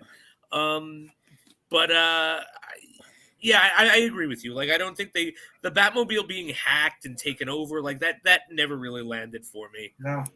And just a quick comparison to the first movie. The first movie had the Prince album disguised as a Batman soundtrack. Yeah. Which we said we've joined. I know, Tim, you like Party Man like I do, and any other songs that are in it. This movie literally has nothing besides the Danny Elfman theme, which is iconic still to this day, but there's zero awesome soundtrack to go with this film at all. And that kind of sucks. And I think I remember liking the toys for this film as well. Like the first one. I mean, I didn't have any toys from this, to be honest. I think they had like Batman in 600 different suits that never appear in this film, and that's where the toy line started moving. Okay, so they always do that kind of nonsense. Yeah, they always jump the shark eventually because they're like, "What are we doing with this?" Right. Well, that's why when they come out first, it sucks. Like underwater Batman super guy. Like, I can't wait to see this movie. No, nothing. Yeah, where's that? Where's that thing suit? There's not even water in that movie. So I have a couple things I want to talk before we wrap the movie up. Yeah. I do have a couple of things I want to touch on that I didn't get to, if you don't mind. No, sure. Because here's my theory about this movie is the reason it doesn't have I talked in the beginning of the show. I'm just going to say this because I don't know if you heard it, Tim, because you weren't on the show. Is that the studio? Tim Burton didn't want to do this movie. The studio said, "You made made us so much money with Batman '89. You can make this more of a Tim Burton movie. Do whatever you want. We're not going to stop you, right?" And I think Tim Burton went, I want to make a Batman movie that looks and feels like a German expressionist silent movie. And that's what he did. And I think he succeeds in that. Mm-hmm. I like the look of the film. I actually do like the look of the film. I think this film looks the best out of all these four. Like when it comes to like sets and exteriors, like I love the look of 89, but I really dig the Gothic sort of, again, German expressionist sort of, over, you know, the big looming arches and the big towers. I really like this. You know, a little scene, even the Batmobile in the snow. There was something about that scene of the Batmobile cruising through the snow. Mm-hmm. I don't know. I love that. I thought that was actually pretty cool. Yeah, it's a great moment. I think that's why I like this movie so much. Is it's not a great Batman movie, but it's a great Tim Burton movie. It does some interesting things. And again, this is why I think I like it more than you guys do, because you guys don't really like Tim Burton, and I do have a soft spot for Tim Burton. But you know, you like some Tim. Stop. You like some Tim Burton, Tim. Yeah, you do. You like 89. You like Big Pee-wee's Big Adventure, and you love Beetlejuice. That's it. You don't like Edward Scissorhands? Yeah, no. I like Edward Scissorhands. I do. I don't. Really? No. Yeah. Have you no soul, my friend? All right. No, I'm kidding. Too weird for me. That's all right. Fair enough. That's more like a fairy tale, but that's another thing. But I do like a bunch of things. So the whole, again, talking about the animalistic versus the human.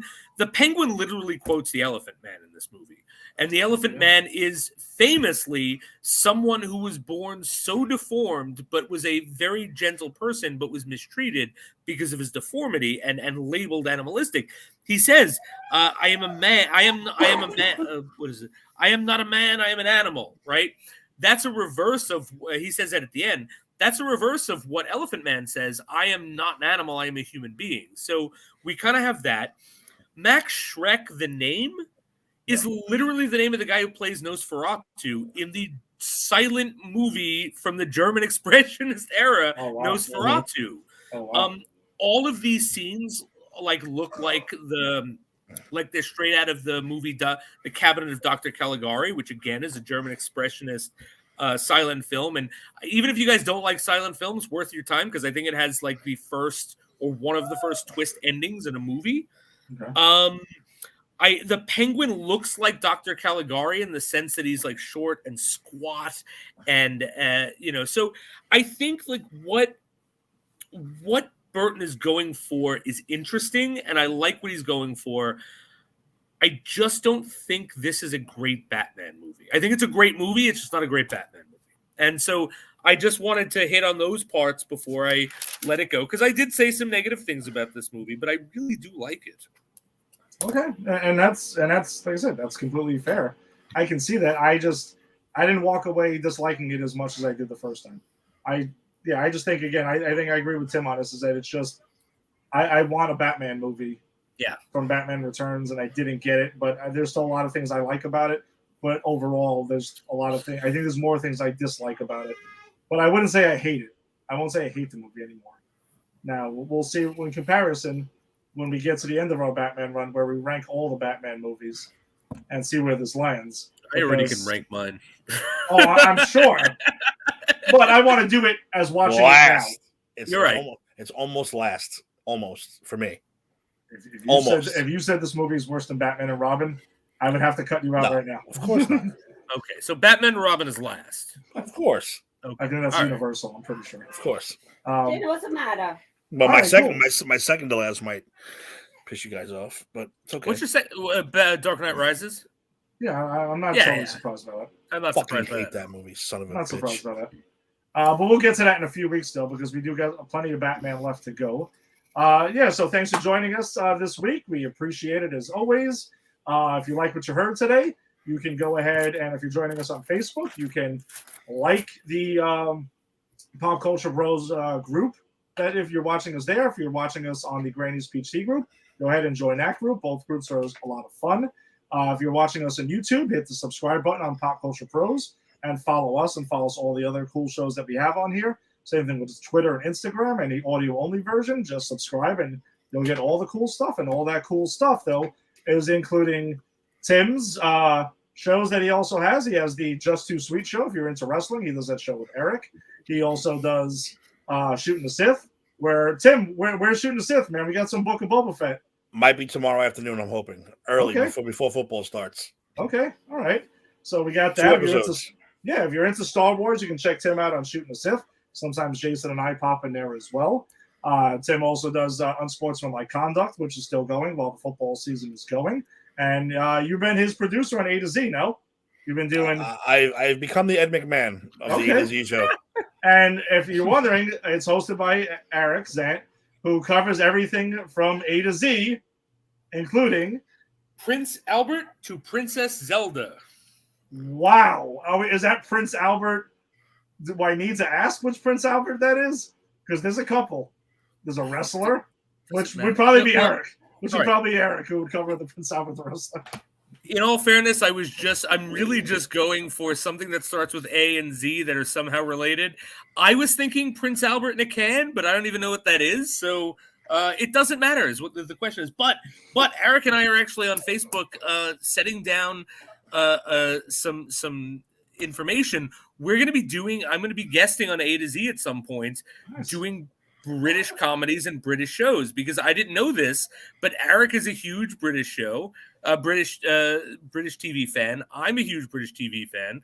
I just got BritBox, so we were going on Facebook yesterday. I just starred a bunch of shows that I'm going to rewatch. So watch for me coming up in A to Z doing British comedies. All right, so Eric, you can see Eric and Jason having tea and crumpets. That's all. Yes, tea and crumpets. If I'm not mistaken, isn't Prince Albert also piercing? A piercing? Yes, it is. I was going to go there and maybe chose to sidetrack that, but yes, it's also a piercing for a member. Yep. Then maybe the Princess Zelda is a nipple piercing. We can get that started, right? Maybe. Why not? Yeah, so you can go ahead and check those shows out as well. I know Jada and Kyle just dropped their review for Scream 2022, so you got that. You can also catch Jason and I on Double O Deep Dive. We'll be doing a show this Tuesday. Tim was cool enough. He's moving Just Too Sweet. We flip-flop nights, so Just Too Sweet on Monday night.